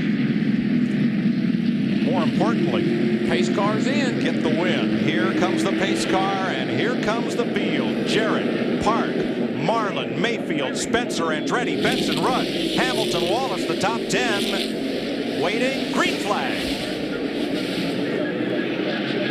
Good start for everybody. They're all off. Clean start. Through the gears, up to speed. Here we go. Whoa, Jeremy's under Sterling in the middle of 1 and 2. Battle for 3rd right there. He's got the position off. Here comes Spencer. Spencer coming for 4th. When Jeremy forced Sterling up, he gave Spencer the run off the corner, and he got by. And there's John Andretti right there knocking on the door. And the 2 lead cars are driving off and leaving everybody.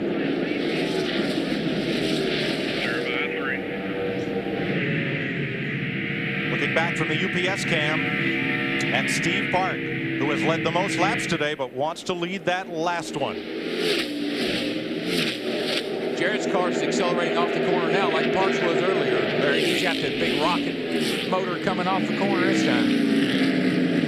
The car just got better and better as the day went on. What I like, Jeff Hammond mentioned, these guys, when they had that problem in the pits early in the race, they didn't panic. They just kept working their way back to the front. And I think it takes a lot from the crew chief to keep the driver confident that he can get back up there.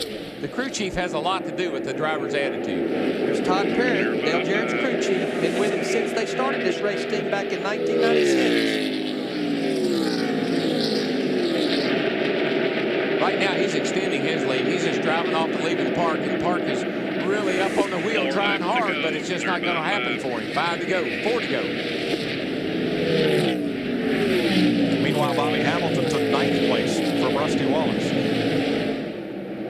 But Dale Jarrett has the right car at the right time. Nice and smooth now. Johnny Benson battling Ricky Rudd. This is for 7th place. Pretty good day for Ricky Rudd in his 700th Winston Cup start. And Bobby Hamilton sticking his nose right in there, too. There's some hard racing going on back there for 4th, 5th, 6th, 7th, 8th, 9th, and 10th.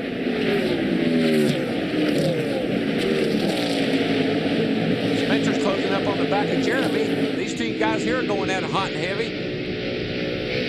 These 3 guys. Hamilton's part of that battle now.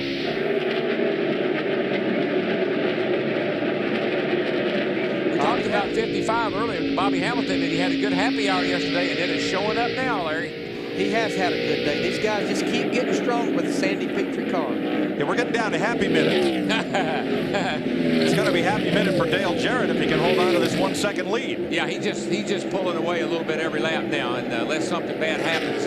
30, 25, 20 behind you. Park is leaving nothing on the table. He let it all hang out off turn 2 that time. Well, I know he's got to be somewhat frustrated to have a car that's led as much of this race as he has, and going to end up in second place. Here comes a white flag. 1 to go.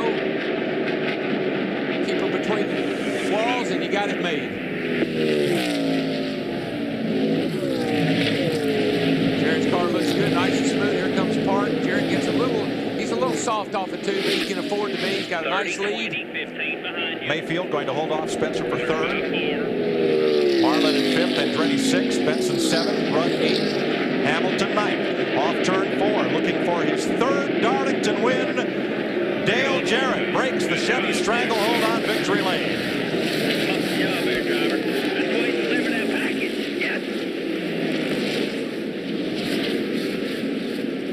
Everybody else taking that checkered flag. And to update, the 2 cars that stopped for tires, Stewart and Sadler, finished right where they restarted, 16th and 17th. You could have went to whole broadcast. Thank you, Mike. Well, thank you, buddy. When he's right, Larry. Exactly. Hey, great day for Sterling Marlin. He finished another top 5. Here's another tribute to Dale Jarrett. For Dale Earnhardt's got a 3 hanging out the window there. That's great. Great team effort, guys. That's what we're going to show them all year long. Great team effort in the garage and on pit road. You hear Todd Parrott encouraging everybody, telling them what a great job he did. Let's go down there with Steve. Todd, congratulations on your first victory. How'd you guys do it? Well, awesome pit crew and an awesome race car. Last set of tires and the adjustment that we made there on the last stop, he said that's just what he needed for a short run. And, you know, I'm just tickled to death. The guys have been great all year long, and we built good race cars. I'd like to thank all the guys back home that are worked so hard to build these race cars, and just tickled to death. This is great. First win for Ford, and hopefully things are turning around a little bit for us. Congratulations. Thank you. It is Jarrett's 25th Winston Cup victory. It comes in his 428th start, and it's his 8th top 5 finish at Darlington in the last 9 races here. He's been very, very consistent here, and it paid off today. Big picture racer right there. As Jarrett works around to victory lane, Steve Park is 2nd. Mayfield, Spencer, and Marlin. The top 5, John Andretti, great run. Johnny Benson, Ricky Rudd, solid. Bobby Hamilton came on at the end. Rusty Wallace. Ward Burton, last year's winner, finishes up in 12th. Kevin Harvick top gets rookie back up there again, to 14th. Good 17 cars on the lead lap. Sadler, the last of those. Then Jeff Burton, who had a penalty stop. As you look back through the field at the unofficial finish, only 5 cars failed to finish this race. Leffler, Gordon, Jones, Hornaday, and Compton. Dale Earnhardt Jr. finished up in 34th after hitting the wall early in the day. Mike Skinner 37th after that bad crash. Let's meet the runner-up. Here's Matt. A dominating day for Steve Park. He led the most laps, but not the one that's most important. What happened to the car, Steve? Nothing, man. The car was great. We just weren't set up for short runs, and DJ was. You know, he was pretty fast on new tires, and we were real fast from about halfway through a tire run on. So, you know, you give him away that way. You know, when a caution comes out late with 18 laps to go, we knew we were going to be in trouble, and then we pitted the leader and came out second, and that hurt us. We probably could have held them off when we were out front, but all in all, good day. I mean, the Pennzoil team, they've just done an incredible job. They've given me great race cars, great engines. Paul Andrews, Richie Gilmore, and Dave Charpentier, they're just doing a fantastic job. We just hate to give them away like this. Well, what a difference a year makes, guys. Last year in the first 5 races, 2 engine failures. This year, 2 top 2 finishes, including a victory. Let's add to that DNF list Mike Skinner and Terry Labonte, who were both okay after that hard crash in turn 3 that put us under the red flag. He had on the Hans. Dale Jarrett did. 5th different winner of 2001. Former Winston Cup champion Dale Jarrett delivers today.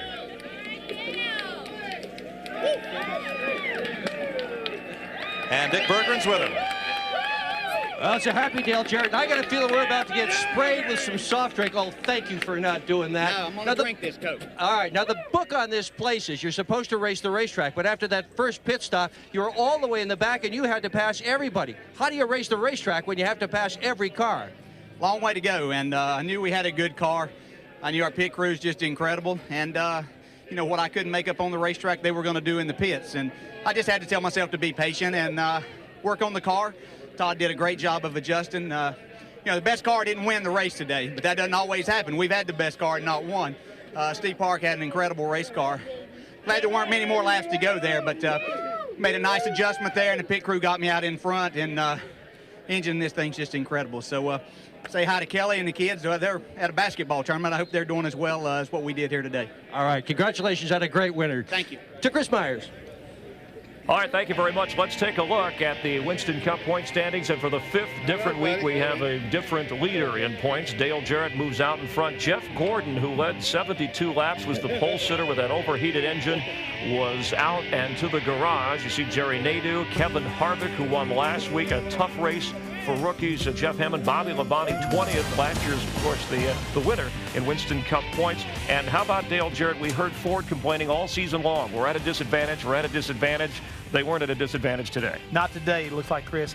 Today they finally broke out and they got into victory lane. But I still don't think you've heard the last of this Ford dilemma, because I think they had to race way too hard, and they still have to work on their cars more than the Chevrolet does. So therefore, I think you have to see maybe NASCAR take another look at what he did make changes on. All right, first win for Dale Jarrett and his new sponsor, UPS. They used to run the tightest ship in the shipping business. Now they run a pretty good car, too. Friday, we will get you ready for Bristol, 3:30 Eastern, 12:30 Pacific. Winston Cup qualifying Saturday. We will have the Cheez-It 250, Sterling Marlin, the defending champ, the Busch race on FX, followed by the final Winston Cup practice. And then Sunday, NASCAR this morning, gets you going on Fox Sports Net. You'll see Bristol, 12:30 Eastern, 9:30 Pacific on Fox. Rusty Wallace, your defending champ. As the drivers lined up today at historic Darlington Raceway, they didn't know what to expect. A track that was rough on rookies. Who would tame the untamable? Ron Hornaday, one of those rookies, having problems, along with Michael Waltrip. But Dale Jarrett, in the end, with his pit crew on their game, led Ford to victory, ending Chevy's winning streak this season. For all the people here on Fox, thanks for watching, and we'll see you next week from Darlington.